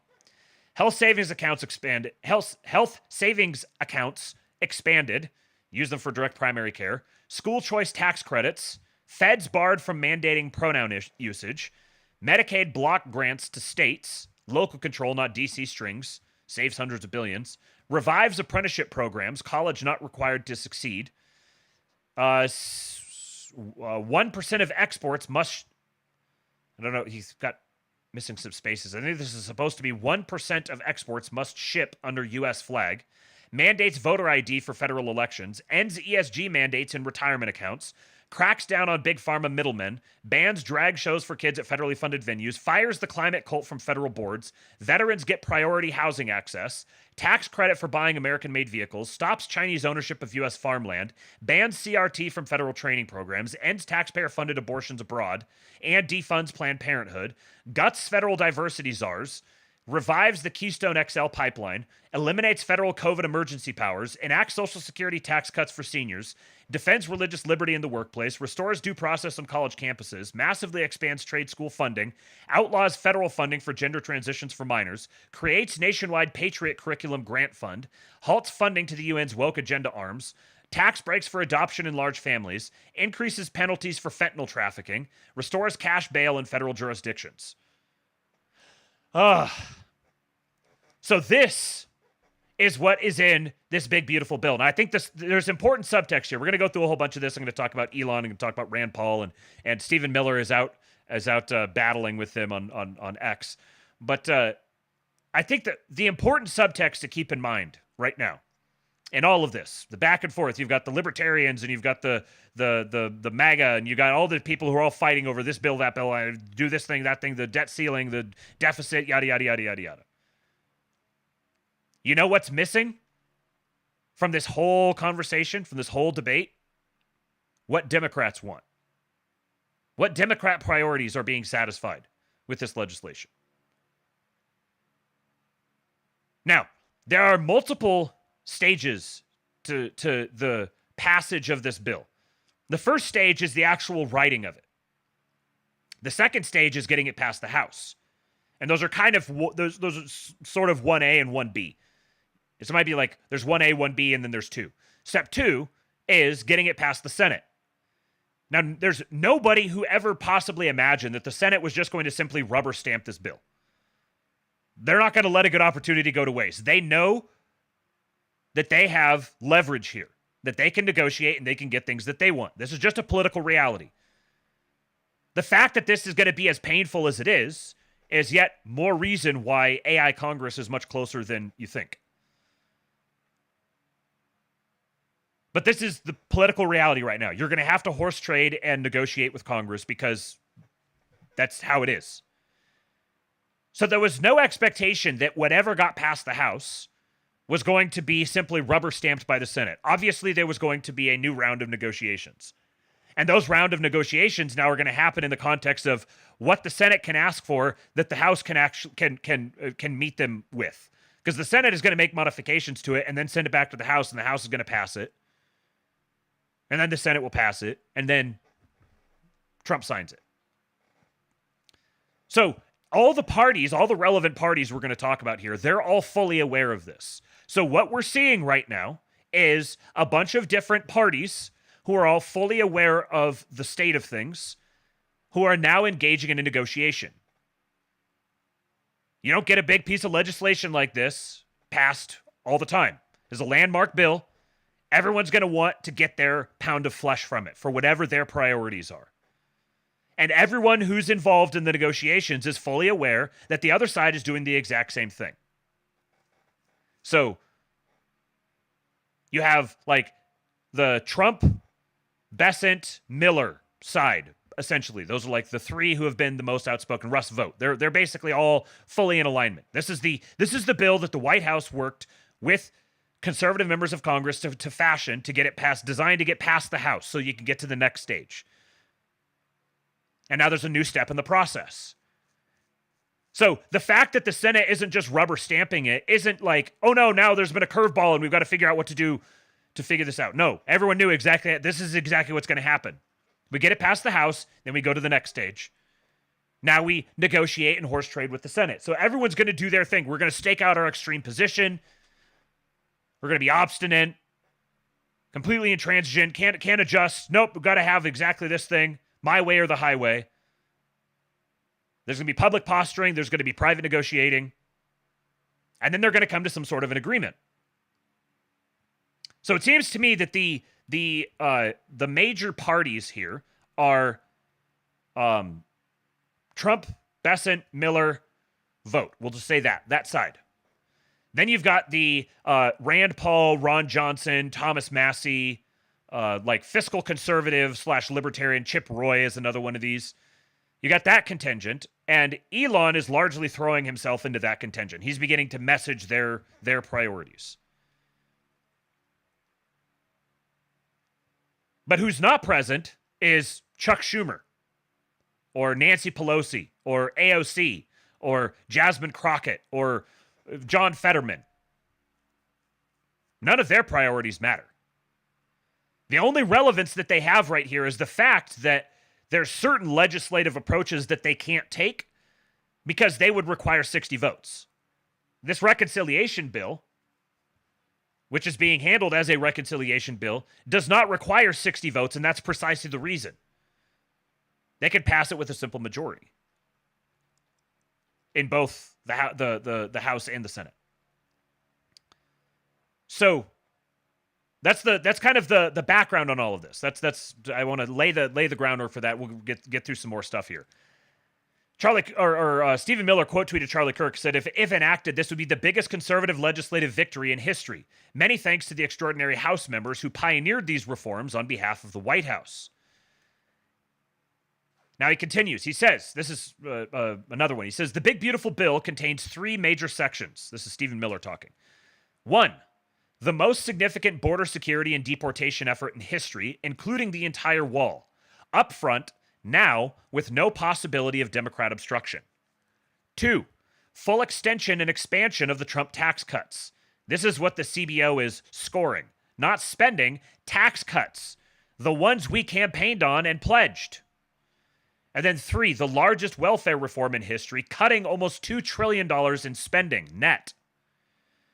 He says, item 1 alone, again, the man is single-minded. Item 1 alone, border security plus deportation, makes this the most important legislation for the conservative project in the history of the nation. Now, all the replies here. 3 bills would be great. Okay, Stephen, then let's pass a single-issue bill for border security. Every bill should be a standalone bill where everyone voting on it could read it themselves instead of having staffers taking a section, read it, and report back. Yada, yada, yada. Everyone says, do standalone bills. 3 standalone bills. Oops. He continues. For those saying do separate bills, each would then require 60 votes, needing Schumer instead of 50. So if they're doing this as a whole package to do it through reconciliation, they can do it as a simple majority. But if they just peel off individual things and just try to pass them as individual pieces of legislation, they would then require 60 votes. So now you invoke Schumer. Now the Democrats get their grubby little hands on it, and they get to extract concessions. He says reconciliation is a special process each fiscal year where you can make fiscal changes with 50 votes. That's why the big beautiful bill is the vehicle for tax cuts, deportations, and welfare reform. He said the one wrinkle of reconciliation is you can't make discretionary cuts, e.g. the bureaucracy, just mandatory, e.g. food stamp reform. Discretionary cuts happen through a separate process known as rescissions, which also only requires 50 votes. The big beautiful bill was designed by President Trump and his allies in Congress to deliver on his core campaign pledges to voters, and that's exactly what it does.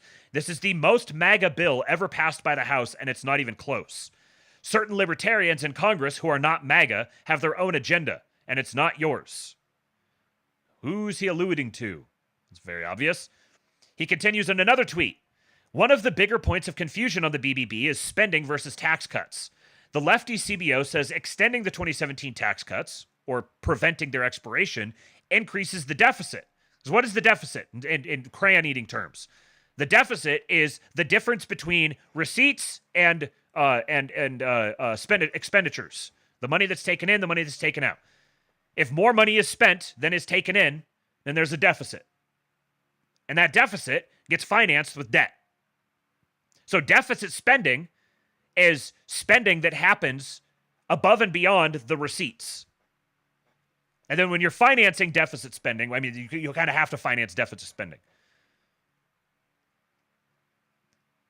So what the CBO is doing is it's saying, well, because of these tax cuts, we're projecting that receipts are going to go down.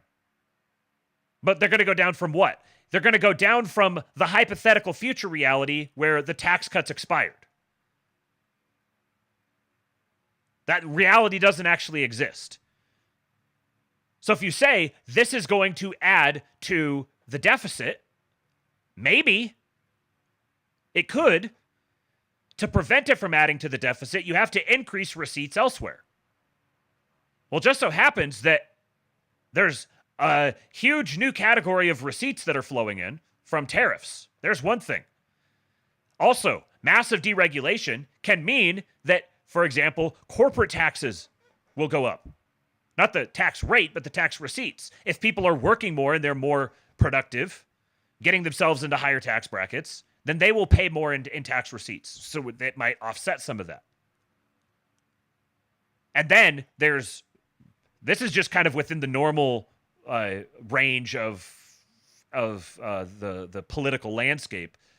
But the administration has a number of things in their back pocket, especially with respect to the Bitcoin Strategic Reserve and the Sovereign Wealth Fund, that can drastically change the landscape.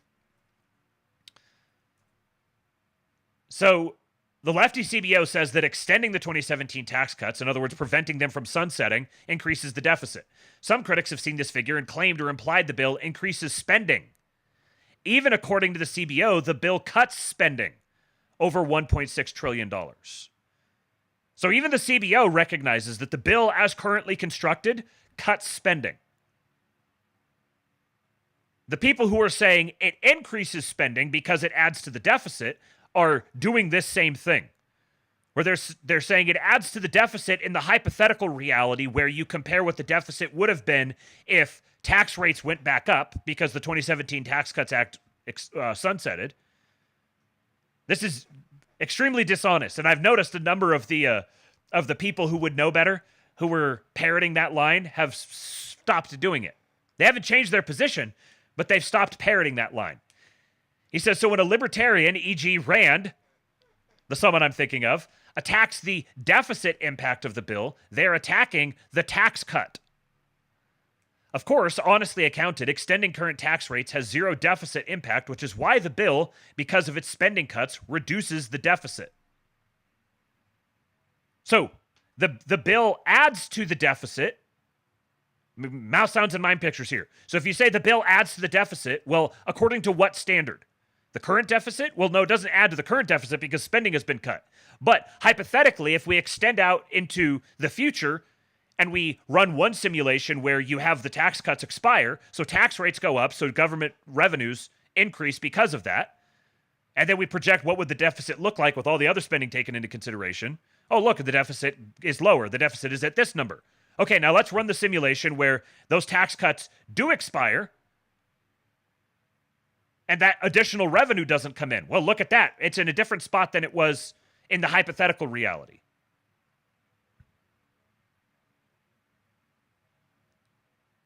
There's a lot of libertarians out there who are revealing why libertarians are useless and retarded. Because they have extremely predictable single focus settings. You know, it's good when Stephen Miller is single focused. It's bad when libertarians are. Deal with it. They have this single setting. All you have to do is trigger there something about end the Fed or government spending or something like that, and they have zero nuance, zero connection to context. They just start spouting off their NPC lines, which makes them extraordinarily easy to program and keep on a leash. So you've got dyed-in-the-wool libertarians who are championing the party line of the fucking Communist Congressional Budget Office just because it hits their Ghibli bits in just the right way because they get to talk about how principled they are for opposing government spending.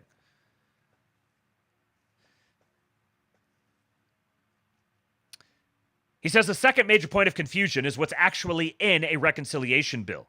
It's not an appropriations bill or a general budget bill.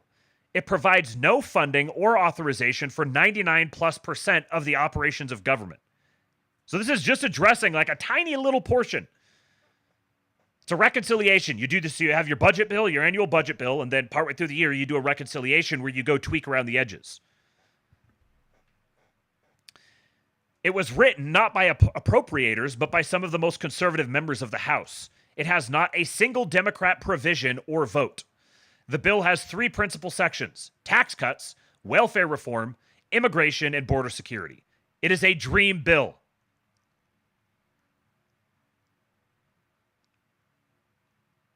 Charles Haywood says, I don't care what wasteful or excessive government spend. I don't care about wasteful or excessive government spending. That ship sailed long ago. I want spending and actions embedded in spending bills that helps my friends and hurts my enemies and their plans. Everything else is irrelevant. This is what the libertarians, if there are libertarians out there who I can appeal to, you see past the mockery. Yes, I'm going to make fun of libertarians because they make it so easy. But if you could see past that, here's the thing you need to get. I've been where you are. I've seen the world the way you see it. Here's what you need to understand. First of all, the structure of the financial system as it is right now means that reducing government spending overall on net, reducing the government expenditures into the economy cannot happen. Until we get into a new financial system, the structure of the existing system is quite literally that if the government stops spending on things, everything dies. And you could say, well, it shouldn't be that way. It wouldn't be that way in a free market. Yeah, that's right. In your children's storyboard book, when you read your Tuttle Twins book and it describes your hypothetical free market, yeah, that's right. We don't have that. We don't have that. We're never going to have that. We might be able to get marginal reductions in spending here or there, but there's always going to be need for spending. What we need is a government that spends on good things, not a government that spends on bad things. Fighting the war of the government shouldn't spend money is trapping yourself in a retard sandbox where like the special kids just kind of... That world is not ever going to exist. There is not going to be an agency, an institution that you would call a government, no matter what form it takes, that is not constantly spending money and spending lots and lots of money. But not all money expenditures are the same.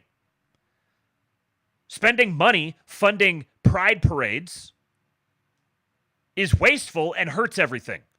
Spending money building bridges, expanding highways, building up infrastructure, that is good and useful spending. Hailing back to the Tom Luongo and Alex Craner conversation with Crypto Rich, Alex Craner was like, people were like, oh, $1 trillion military budget. That's absurd. It's so wasteful. Well, it's not wasteful if you take that $1 trillion and you spend it on, like the equivalent of building the interstate highway system. Imagine how much better off we are financially, economically, because of the existence of the interstate highway system, the Eisenhower interstate highway system. And all of these things, all the infrastructure, all the energy, all of the expansion of the data centers and all this sort of stuff. This is all national security implicated. So much of it can be justified under a massive defense budget. But here's the thing. You're not going to get a smaller defense budget. It's just not going to happen. For a bazillion reasons. And you can sit and keep spiraling around in this little libertarian cul-de-sac fighting with fantasies, or you can recognize that that's an unwinnable war. Now, pardon the pun. Now, for a concerned or an implicated political figure, like a congressman or a senator, this sort of rhetoric has a political utility to it in that you can employ it as the justification, you're appealing to this political formula to justify your behavior while you're privately negotiating your own thing into it. You want to get your thing, whether it's removing something or adding something. You want to get that into the bill. So you have an incentive to stake out your position and argue it away. And you know what? Fair play to you.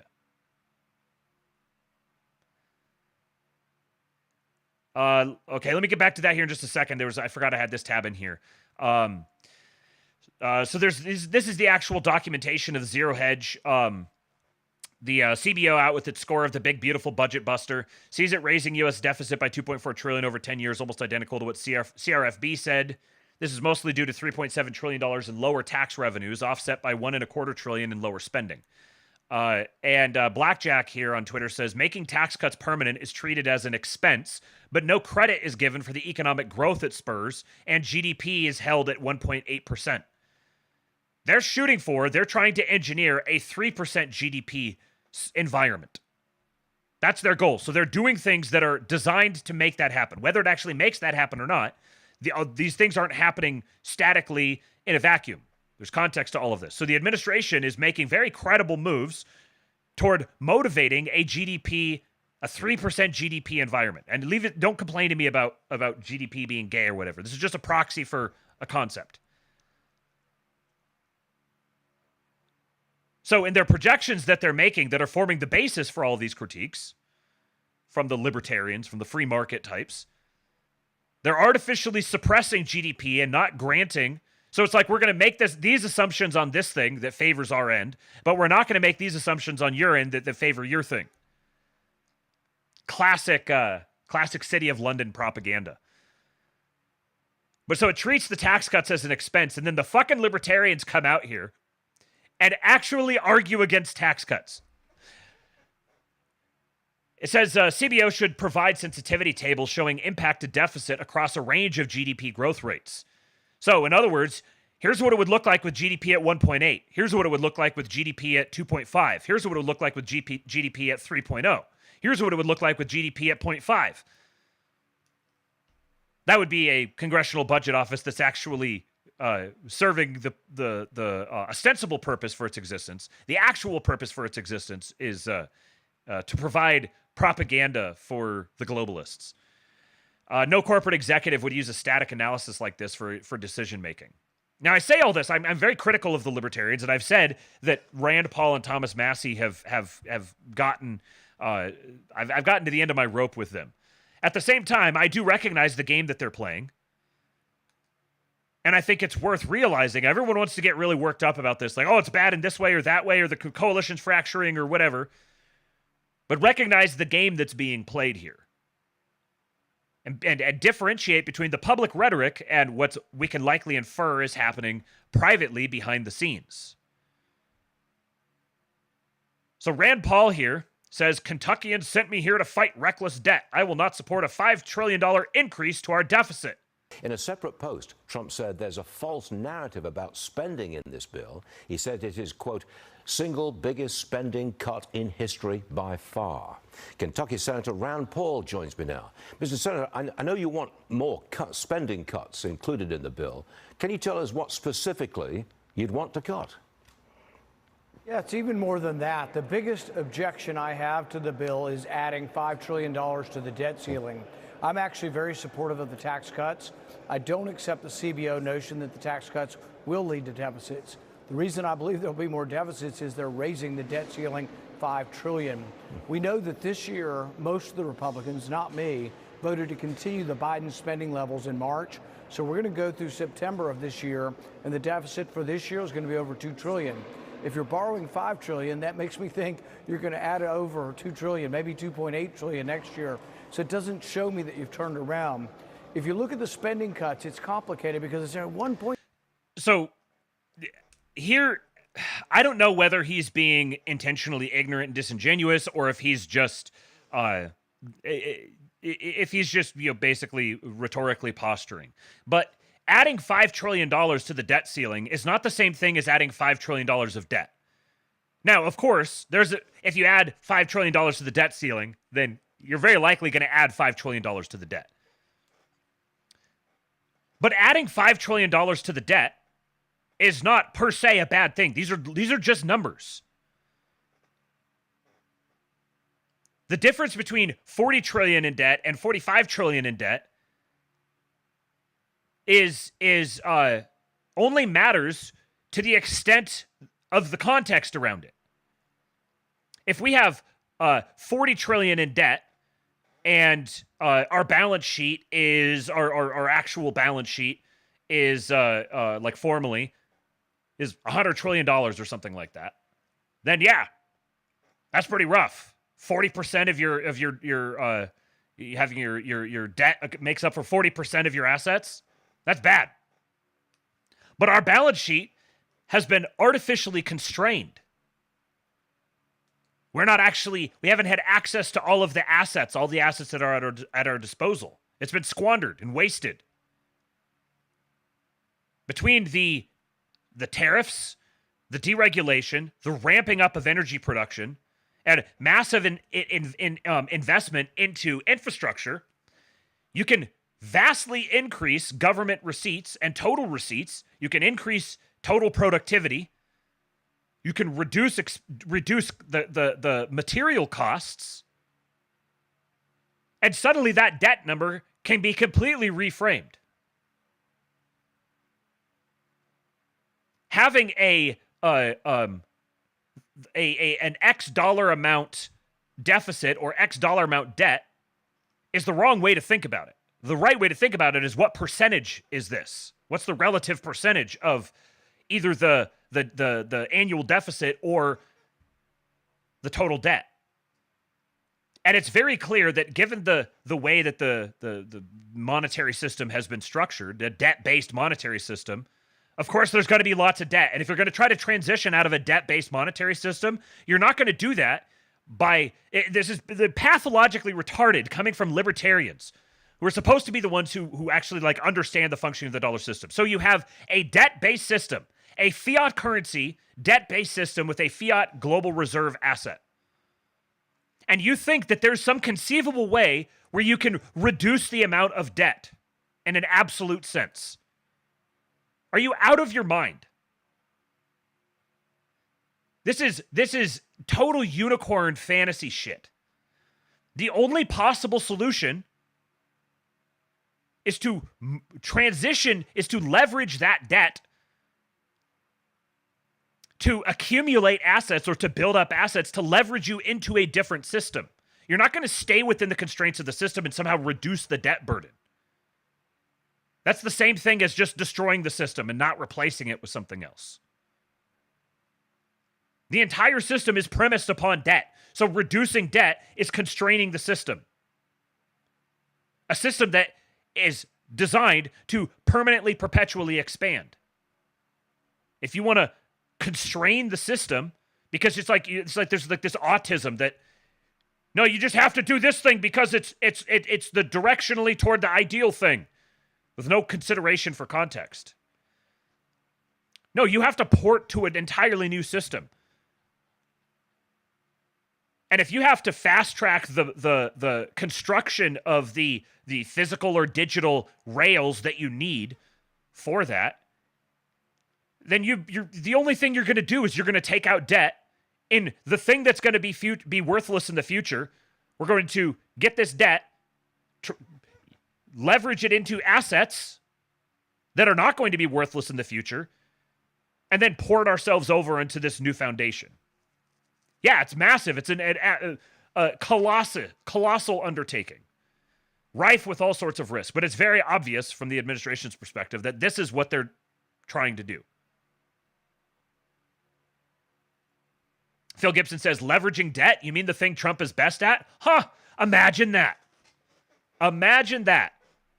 The chief executive who's made an entire career out of building an empire through leveraging debt. $5 trillion, it sounds like this enormous number, but it's over 10 years, so it's $150 billion a year. They're also increasing spending for the military and for the border, $300 billion. That's actually more than all the Doge cuts that we've found so far. I have to try to constrain my autism here because, again, he's posturing so that he can get his fingerprints on the bill in some sort of a way. Spending on the military and the border is not the same thing as spending on transing kids or spending on riots in the streets, burning down gas stations and restaurants. Treating these things as equivalent, saying, oh, well, you stopped spending on good stuff, or you stopped spending on bad stuff, but you started spending on good stuff, so we're still in the same place. Nothing's gotten better. What? This is the libertarian brain rot. And it's nauseating that I slurped this up for as long as I did. Spending on good stuff is the same as spending on bad stuff. I am very smart. So something doesn't really add up here, and I can't be on record as being one who supports increasing the debt by $5 trillion. I think that's irresponsible. The bond markets are... Is it irresponsible to increase the debt by $5 trillion? Well, it depends on what you're increasing the debt for. Are you increasing the debt by $5 trillion so that you can, I don't know, buy Australia? That would be a worthwhile expenditure. Yeah, getting $5 trillion worth of debt. I mean, Australia wouldn't cost $5 trillion. I think you'd probably want to spend less than that on it because you're gonna have to spend a lot of money to overhaul it as well. But like, just this autistic spreadsheet brained number go up or number go down thing is like libertarians have just made themselves the dialectic opposite of the number go up people. Their only motivating factor is no, number go down. There's nothing special about you guys. If the debt goes up and we get good stuff because of that makes the country safer and better, then send it to 100 trillion. I don't give a shit. I want a country. I want to live in a society. I don't care how much it costs. It's already starting to show that they're skittish over this. Yeah. We got interest rates of over 5% on the 10-year bond. There are real problems we face as a country, and we can't just blithely go on the way we have in the past. Would you offer any kind of compromise? You don't want to raise the debt ceiling by $5 trillion. Here you go. Would you okay it for an extra $2 trillion or $3 trillion? I mean, would you compromise? I have offered a compromise, and the compromise I offered was in the form of an amendment recently, and I'd give them 3 months.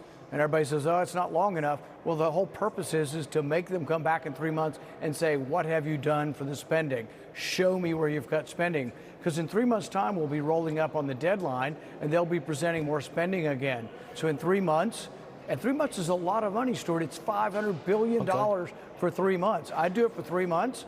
I wouldn't default. So here, you see it. This is horse trading. This is staking out an unreasonable position in order to negotiate.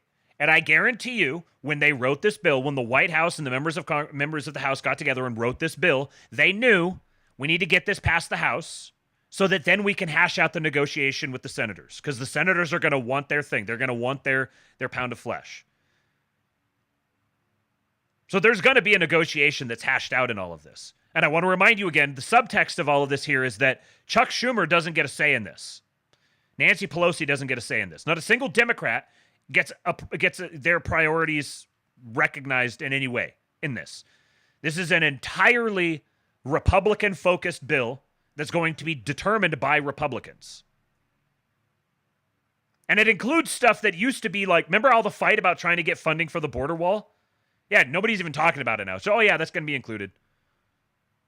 I'd do it for 3 months, and I'd say, show me now what you have done, because the history of this town is people making false promises. In fact, everybody in leadership on the Republican side is saying, oh, wait till after the 26 elections. We just need one more election. You remember when they said that about Obamacare? Electists won't get rid of Obamacare. And they flailed away and never did it. It's the same way with spending cuts. They say wait till 2026 or 2027 and we'll have spending cuts.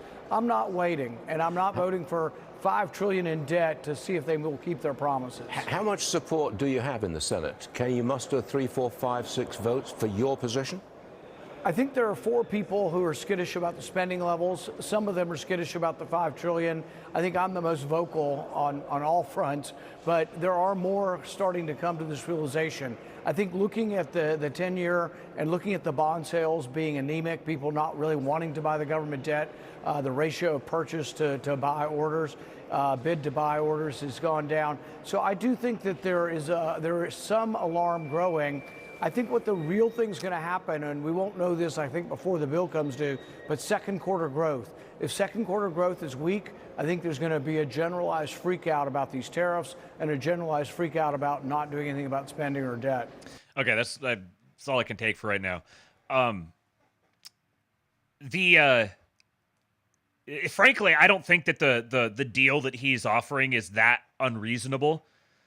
Like, no, I'm not gonna. I won't approve like like if I'm being empathetic, if I'm putting myself in his world, his shoes, viewing the world through his eyes, even if I disagree with him, I can do that. I don't think that it's an unreasonable position to hold, and I would accept something directionally like that, absolutely, to get all the rest of this across. So if it's okay, we need to have this debate again in 3 months. That's annoying. Don't want to have it. It would be best to not have to have that. This is ultimately not working toward the ends of the American people the way he thinks it is, because part of the benefit of getting this bill resolved now, not having to have hangers-on sorts of things that we have to come back and revisit again, is that this means there doesn't really have to be any fights with Congress for the rest until the midterms. Trump has his whole agenda funded and can go do his thing. This new baseline is now covers everything that they want. So having to renegotiate in another 3 months or whatever would be annoying. But if you would have told me prior to, 3 months ago or whatever, hey, there's going to be this bill, and instead of a $5 trillion increase in the debt ceiling, there's a temporary 3-month increase in the debt ceiling of XYZ and all of this other stuff that's in the bill. Psh, absolutely, 100%. I'll take it. And here's the thing. Don't lose sight of this. A bill is going to pass. And the debate on it that's happening now is between Trump and Elon, essentially. Elon is championing the libertarian side. And then Trump, Miller, Besant, Vogt are on the MAGA side. This is what's defined our politics now. I'm not saying this has completely rearranged American politics permanently. I'm saying this is the trajectory that we're on, and we're seeing it epitomized in this particular case, where the debate, the public policy debate, is between the fiscally conservative libertarian types and MAGA. This is a much clearer representation of the broader political constituency of the entire country, and we're seeing this now for the first time. Nobody gives a shit what the Democrats think about it. They can yell and holler all they want. It's not going to do anything. Not going to change anything. Stephen Miller says, the score Rand is citing is the size of the tax cut. You have the libertarian arguing against the tax cut and calling it spending. He says the bill slashes spending almost $2 trillion. Also, why doesn't Rand ever fight this hard to deport illegals? That's the kill shot right there. That is the kill shot. Rand can get it up to fight over the debt ceiling, but I don't know if I've ever heard him say anything apart from just kind of a token tweet here or there about illegals and deportations.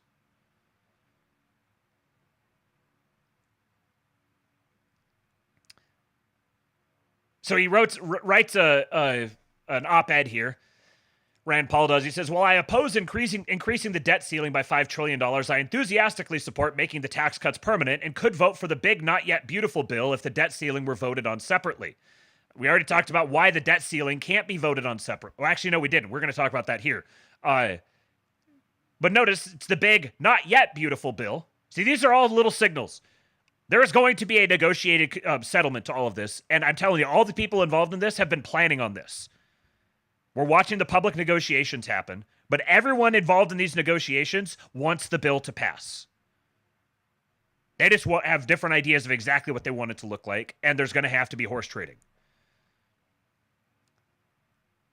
Stephen Miller says, with the post below, Rand just conceded he has no substantive objections to any provision in the bill because he knows it's a big tax cut combined with a big spending cut combined with permanent border security. His sole objection is that he wants to force Republicans and President Trump to make a deal with Schumer to raise the debt ceiling if he can then vote against. So he wants to take the debt ceiling provision out, treat it as a standalone vote, which then is going to require 60 votes, which means you're now introducing the Democrat influence on this. The Democrats now get to say, okay, we'll give you your debt ceiling in return for not cutting this or adding this. He says, of course, a deal with Schumer to raise the debt ceiling means a tax hike and a spending hike. So his sole demand is to take a course of action that equals more spending and more taxing, and still, of course, extends the borrowing limit. This is a very good counter. I don't think that Rand Paul actually wants to have that standalone vote. Because I think Rand Paul is smart enough to know exactly what that would entail, as Stephen Miller's laying out here. He knows that separating that off and voting on it as a standalone is going to require Democrats to vote for it, which means they're going to have to concede on a bunch of stuff that they don't want to concede on. But your position doesn't necessarily have to be reasonable. I think the fact that he's taking such an unreasonable position, I think, indicates the weakness that he's bargaining from. Now, a separate issue related to the one big beautiful bill. Marjorie Taylor Greene says, full transparency, I did not know about this section on pages 278 to 279 of the One Big Beautiful Bill that strips states of the rights to make laws or regulate AI for 10 years. Now, first thing, I think she's like the third or fourth member of Congress that I've seen in the last couple of days who have issued a public mea culpa and said, I voted for this and didn't realize that was in it. Which is kind of an interesting trend. I haven't seen this many happen before. Now all of a sudden there's a bunch of them. I'm keeping an eye on this. She says, I am adamantly opposed to this, and it is a violation of state rights, and I would have voted no if I had known that this was in there. We have no idea what AI will be capable of in the next 10 years, and giving it free rein and tying states' hands is potentially dangerous. This needs to be stripped out in the Senate. When the One Big Beautiful Bill comes back to the House for approval after Senate changes, I will not vote for it with this in it. We should be reducing federal power and preserving state power, not the other way around, especially with rapidly developing AI that even the experts warn they have no idea what it may be capable of. Once upon a time, I would have been very sympathetic to this position. But I agree with David Sachs here. He says, while I agree with Marjorie Taylor Greene on most issues, especially Ukraine, in this case, I believe that a temporary moratorium on state AI regulation is the correct small government position. The alternative is a patchwork of 50 different regulatory regimes driven by the AI doomerism that is becoming a dominant strain on the American and European left. Funded and astroturfed by left-wing Silicon Valley billionaires like Dustin Moskovitz, the constant fear-mongering is intended to scare us into adopting their agenda of regulatory capture, woke AI, and global AI governance. They already have regulatory initiatives underway in most blue states as well as European capitals. Some Republicans are also falling for their fake China hawk rhetoric, even though AI overregulation primarily benefits China. A federal moratorium on state regulation is justified under the Commerce Clause when inconsistent state laws would substantially burden interstate commerce. That is the case here. The America First position should be to support a moderate and innovation-friendly regulatory regime at the federal level, which will help rather than hobble the U.S. in winning the AI race. This is one of those things that I think, if you're an ideologue, and you're arguing from principle, you can wind up advocating for some pretty stupid realities because you're focused on the principle and not the actual effect of the principle. Because in this particular case, in the current political climate, taking the states' rights position on, like, leave aside the abstract, theoretical, idealistic convo. Just, like, specifically, what is going to be the outcome of this versus this, actually in the real world? And if you take the states' rights position, where each state can regulate AI however they want, What you've actually done is you've created the perfect opportunity for a divide and conquer. You've made it much easier for the AI doomers, with the massively deep pockets behind them from the worst people in the world, to start carving off individual states and basically creating economic and regulatory chaos. In this case, having the federal government put a moratorium, a temporary moratorium, on state-level regulation on this national security implicated infrastructure industry is actually protecting against that sort of thing. You need to have the big powerful advocate to protect against that publicly, that protects against the private subversive big powerful thing that's going to go through and carve off individual states. I mean, imagine seriously arguing that it would be good to allow New York and California to pass AI regulation. This is what the ideological position always is, just so absurd. It would be better, it would create a better world if New York and California were free to regulate AI however they see fit. Because more states' rights. Retarded. Absolutely retarded. Do I think that having the federal government do it means automatically everything's going to be good and perfect? No. But I also recognize that it means diminishing the impact that New York and California would be able to have on it. Yeah, Tyler Adams, states' rights positions are for when you have a Dem admin. Yes, we argue for states' rights when it's Democrats overreaching power. We argue for federal power when it's our guys in power. Taylor Brown says, rigid adherence to federalism is as pointless and irrelevant as the boomer cons who insist we're a republic and not a democracy. The Iceman, for my friends, everything. For my enemies, the law. Let me catch up on some of your guys' comments here. I realize I kind of got down a rabbit hole. Let's see.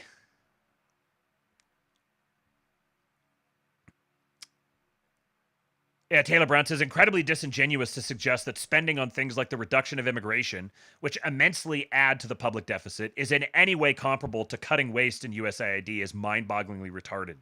Yes. Kenny Day says, what does my family spend money on when our lock is broken and there's a bunch of junkies outside? Do we wait another 2 weeks for my check to come in? There was a tweet from, I think I retweeted it, so I should be able to find it here real quick. A tweet from Lee, the tweeter of excellent tweets. Let me hit the retweet on this. Okay. He says, if a gang of Somalians had broken into your house, you wouldn't make balancing your checkbook your top priority. Yeah, exactly. FB informant says we need to arrest the Democrats too. I can't stress this enough. Yeah. The Iceman, 2 nights ago, washing my car, a schizophrenic Mexican talking to himself was smoking crack on the curb. I called 911 and the lady said, oh yeah, we have people living in the park. I want them gone. Yes, you don't, no. This is America. You don't live in the park. This is why sanitariums are a good thing. If you have a homeless schizophrenic, no, they should not just be like living in the park and hunting geese and smoking crack on the playground. Put them in a sanitarium and give them a job. Whatever job they can do.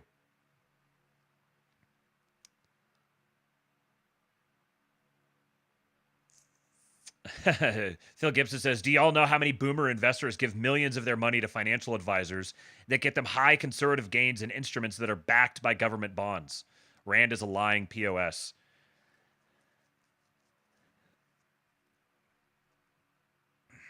Night, damn it, Jeremy. Thanks for being here, bud. The Iceman says, if we don't save the demographics, none of this matters. If we fix immigration, I don't care. Invade the Cayman Islands and take their laundered money to fix the debt. Now we're talking.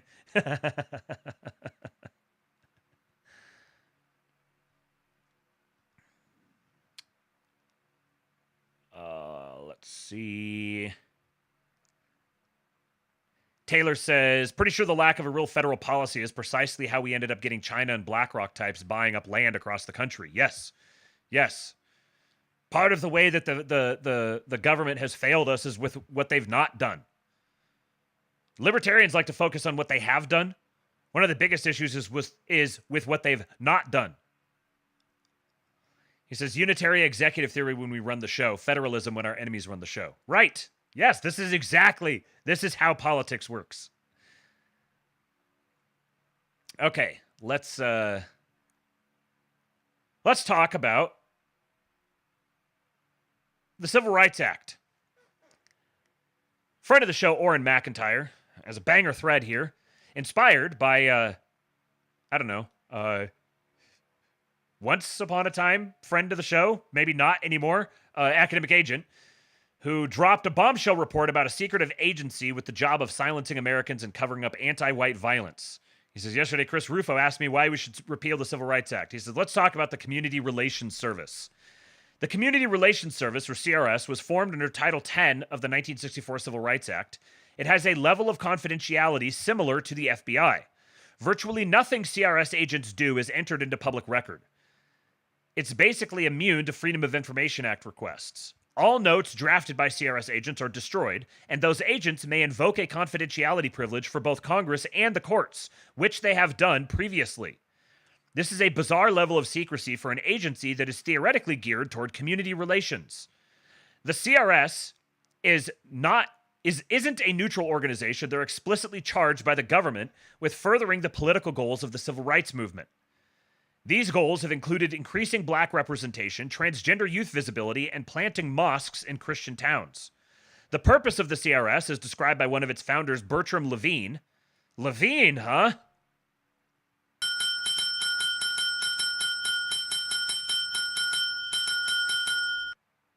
Cool it with the anti-Semitic remarks. I just lost my spot. Where was I? Okay. The purpose of the CRS is described by one of its founders, Bertram Levine, was to prevent white backlash to the Civil Rights Act.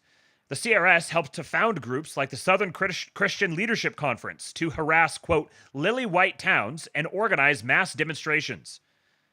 The Southern Christian Leadership Conference. We had no idea how bad it was. We thought it was bad. We had no idea how bad it was, man. The CRS was involved in the forced integration of Catholic communities in Boston, and when 17-year-old Michael Faith was stabbed in 1974, CRS was on the scene immediately, not to help the victim or protect the community, but to prevent white students from fighting back. The CRS repeatedly threatened to pull the FCC license of local news stations unless they affirmative action hired black anchors. They also produced propaganda films with big stars like Bill Cosby. The CRS was involved in guiding and downplaying race riots. In 1965, they worked with black leaders like Franklin Florence, who was a student of Saul Alinsky. The goal was to allow rioting, but control it so that it didn't escalate to the level where white residents would react.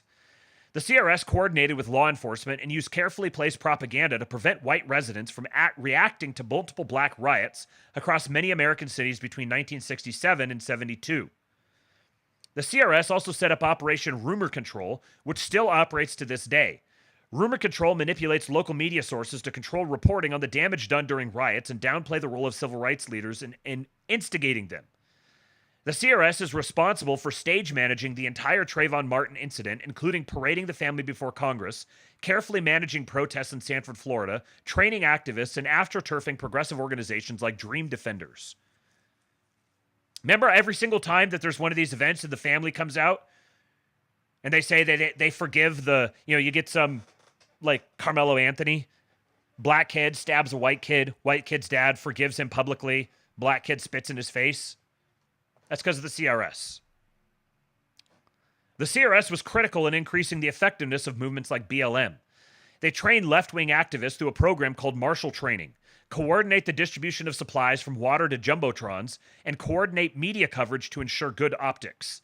The CRS has a playbook to manage and create spontaneous protests across the U.S. in favor of all manner of left-wing causes, including BLM marches in Ferguson, pride events in a small conservative North Carolina town, and protests against Columbus Day in Colorado. The most despicable aspect of the CRS is its murder cover-up operations. You've seen the pattern. A white victim is killed by a minority assailant. Family members come out and make a gratuitous and obviously scripted statement downplaying the racial motivation on camera. The spokesman calls for forgiveness and peace, condemning anyone who would use the incident as a rallying point. The common script isn't an accident, it's coordinated by the CRS. The spokesman is usually an older male who encourages everyone to focus on the character of the victim, not the horrific nature of the attack or the motivations of the attacker. Raig nationalists documented such an incident after the murder of Donald Giusti, who was killed by 2 Somalis. There's evidence that not only did the CRS stage manage the response to Giusti's murder, but they were responsible for the resettling of Somalis in Lewiston, Maine, where the victim was from since at least 2004. The quick response to Giusti's murder occurred because the CRS was already on the ground, playing an active role in manipulating and controlling the community response to the importation of Somalis. Remember, documentation can be hard to find because the CRS is immune to FOIA requests and congressional investigations under Title 10 of the CRA, the Civil Rights Act.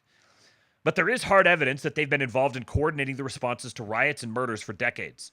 The Trump administration has expressed interest in dismantling the CRS, and they have the power to do so. I'm calling on Donald Trump and J.D. Vance to take action and end this heinous agency's manipulation of the American people. Here's Academic Agent's original video on the investigation. He'll be on my show next week to share in more detail.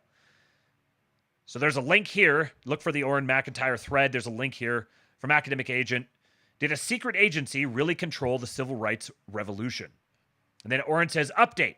As I said previously in the thread, the Trump administration has targeted the Community Relations Service for removal. I've been informed the president's budget released in May defunds the organization, which is excellent, though as I understand, it would require additional legislation to completely remove. So it sounds like this is part of, if I'm understanding this, from the president's budget released in May, I don't know if this is something that's currently in the big, beautiful bill or if this would be for the actual budget bill in the fall. But yeah, this needs to go beyond defunding. Like, these sorts of things are so difficult because if it's like a legal agency and someone just applies for it because there's some ordinary person that's like, whatever, I want to help in crisis management, or, I got my degree in criminal justice and I'm going to go work in crisis management, and here's a federal agency that's going to hire me, and they give me all the whole propaganda speech and everything, and then I just go do my job. That person is functioning as a traitor. They're functioning as a straight up traitor to the country.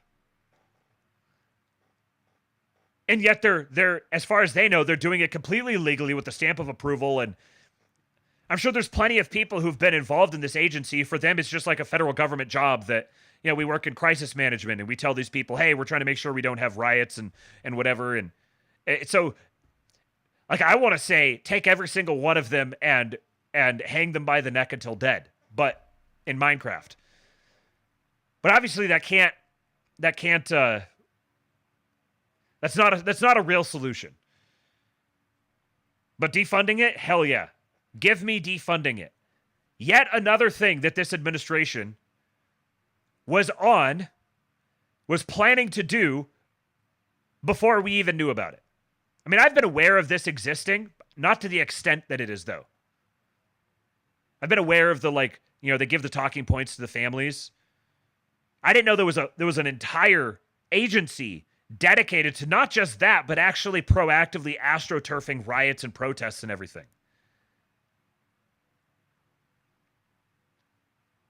There's a guy in the Kingpilled Discord who says this often, that if the administration accomplished over 4 years what they've accomplished just in the first 4 or 5 months of the administration, of the term, that it would be a massive success. We've still got 3.5 years, man. Let's check in on El Salvador. How's the homicide rate in 2025? Would you believe me if I said it's actually still getting better? El Salvador is safer than Canada and Britain now.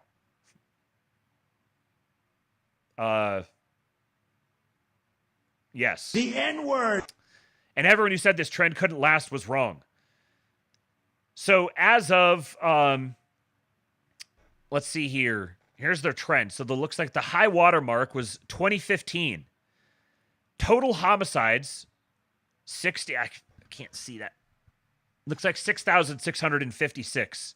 So the daily homicide rate, 18.25 people dying every day in El Salvador in 2015. So their homicides per 100,000 inhabitants was 103.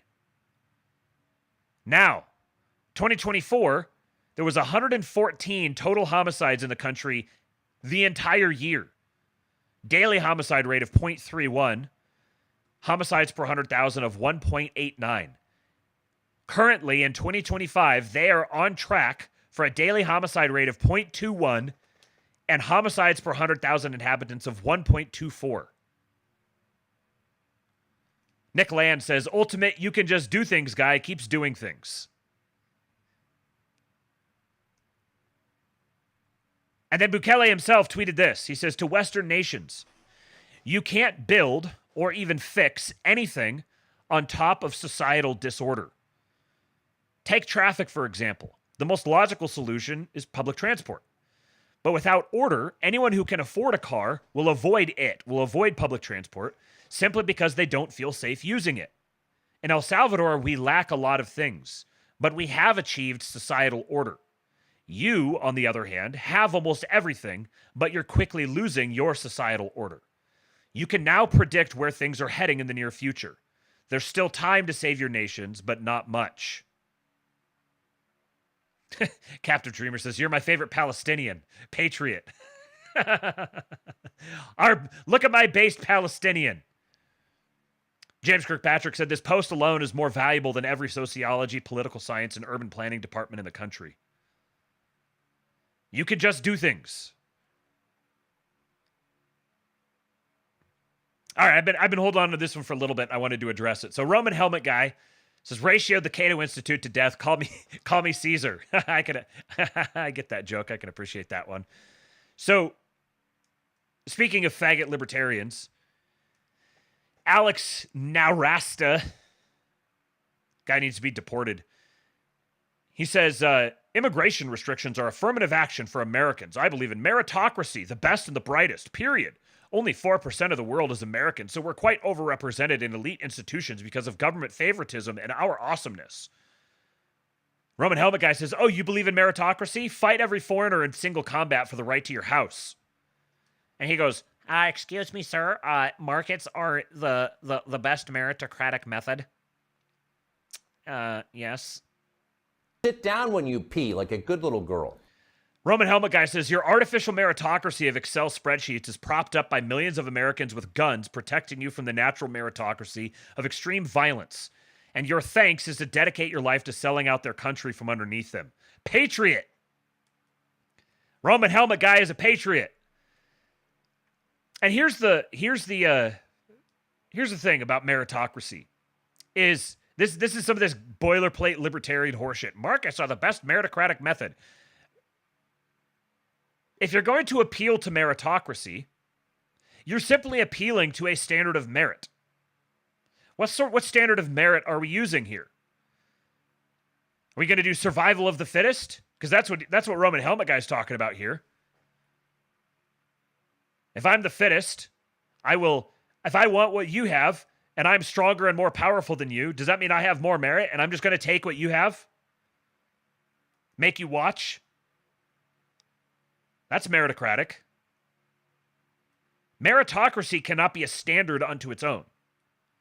Whenever someone appeals to meritocracy, they're appealing to a certain value set that determines that merit.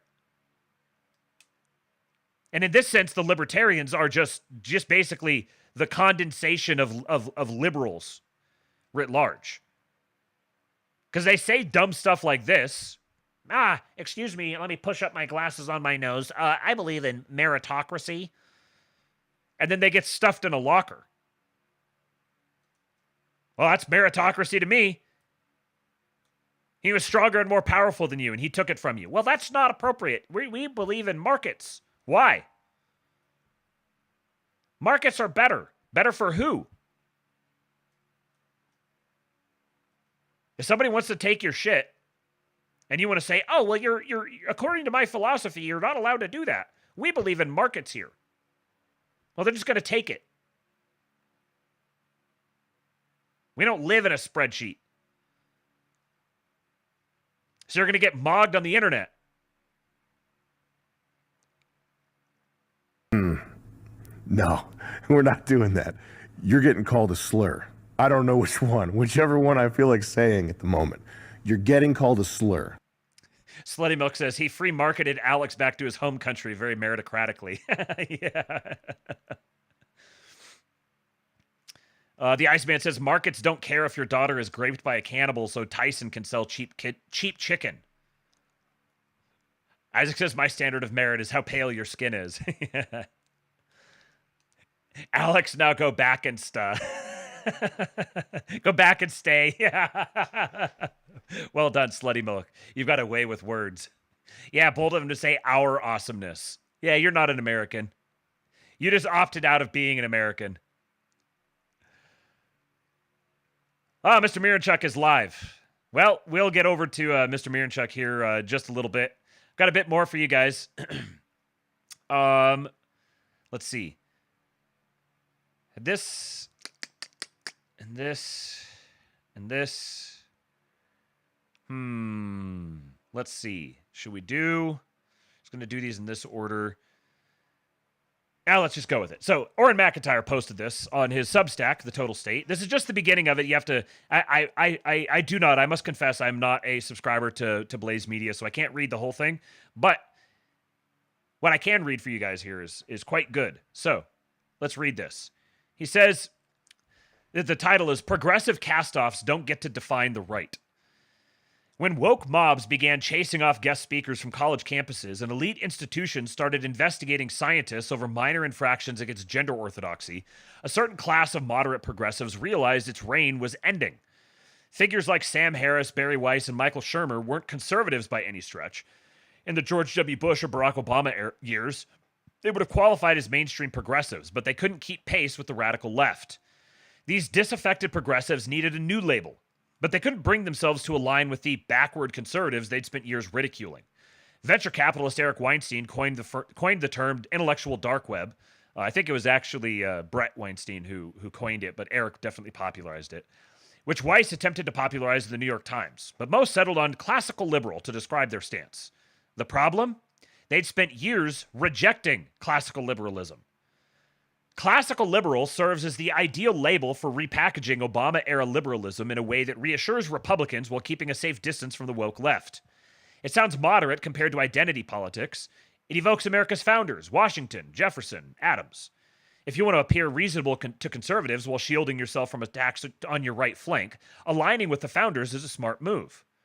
Whether the branding strategy was intentional remains debatable. What's not in question is how badly this self-description distorted classical liberalism. Some members of the IDW drifted right, most did not. They held tightly to progressive instincts. Many were atheists. Some had built careers in the new atheist movement, penning books mocking Christianity and debating apologists for sport. Several were openly gay, and most championed same-sex marriage. These were not defenders of tradition. They spent decades undermining it. They didn't oppose the revolution. They led it. Until the mob turned on the parts they still cherished, like feminism or science. Toleration of all except atheists. Based. When the IDW embraced the classical liberal label, it did so to defend free speech. Most of these disillusioned progressives had been canceled for misgendering someone, for not parroting the latest racial orthodoxies, or for refusing to bow to ideological litmus tests. They longed for an earlier version of progressivism, one where they still held the reins and radical activists didn't dictate the terms of debate. This shared frustration became the rallying point between conservatives and anti-woke liberals. Free speech offered common ground, so both sides leaned into it, but classical liberalism involves far more than vague nods to open dialogue. Some trace liberalism's roots to Machiavelli or Hobbes, but in the American tradition, it begins with John Locke. Much of the Declaration of Independence reads like Thomas Jefferson channeling Locke, right down to the line about life, liberty, and property, slightly rewritten as the pursuit of happiness. In A Letter Concerning Toleration, Locke argued for religious toleration among Christian sects. He even entertained the idea of tolerating Catholics if they renounced allegiance to the Pope. But Locke drew a hard line at one group, atheists. Quote, "Lastly, those are not at all to be tolerated who deny the being of a God," Locke wrote. "Promises, covenants, and oaths, which are the bonds of human society, can have no hold upon an atheist. They who undermine and destroy all religion can have no pretense of religion whereupon to challenge the privilege of a toleration. In other words, you cannot claim rights while denying where rights come from." So even John Locke,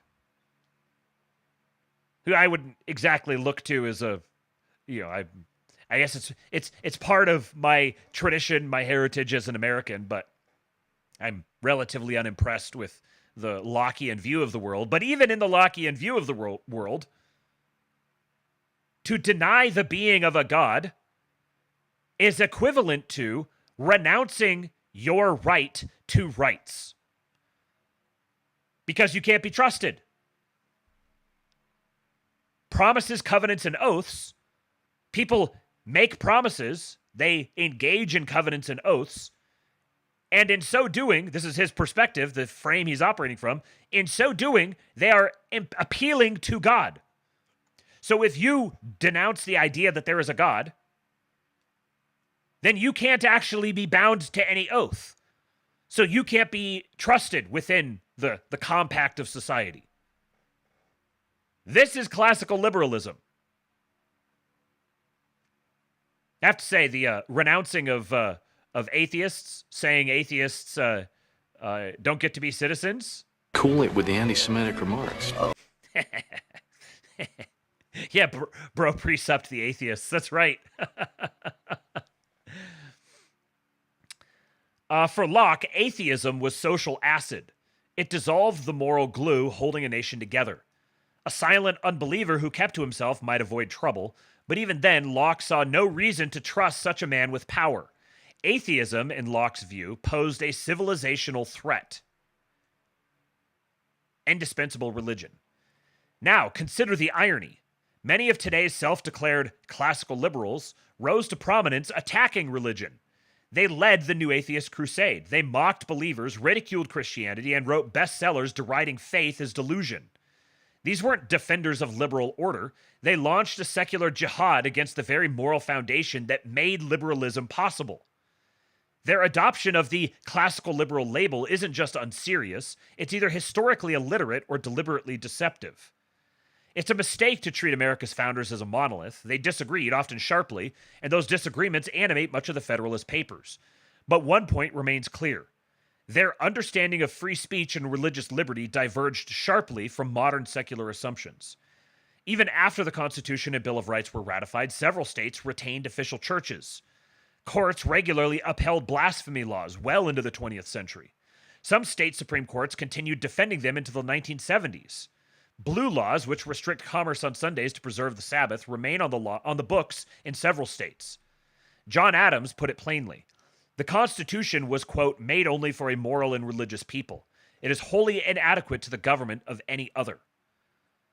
The founders and the citizens they represented expected America to function as an explicitly Christian nation. Free speech and religious liberty existed within that framework, not apart from it. I am very much enjoying this development, this progression of the narrative. We are laying the groundwork for those who renounce Christ being rejected as Americans. You can only be an American. You get American citizenship if you're a Christian. Very based. All right.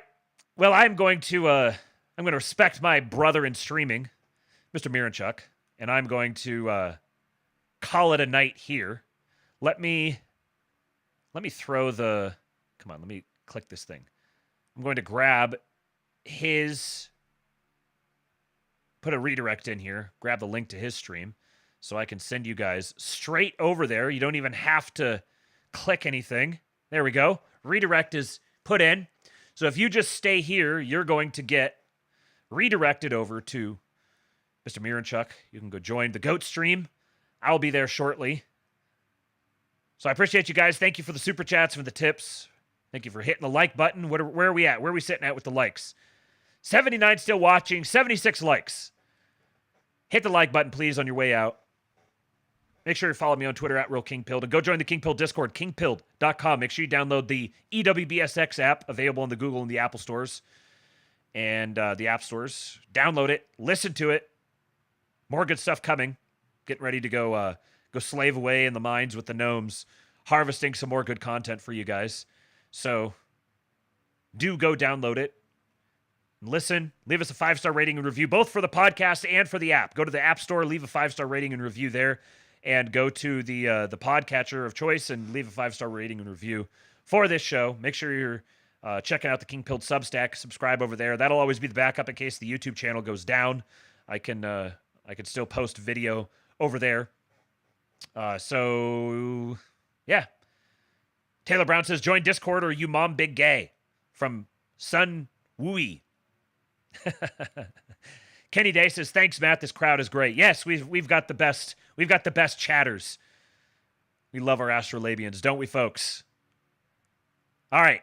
Let's get some HHs in the chat. I will see you guys tomorrow for Network Armageddon Electric Boogaloo. Until then, I give you Hulk. When they took a shot at my hero, and they tried to kill the next president of the United States, enough was enough.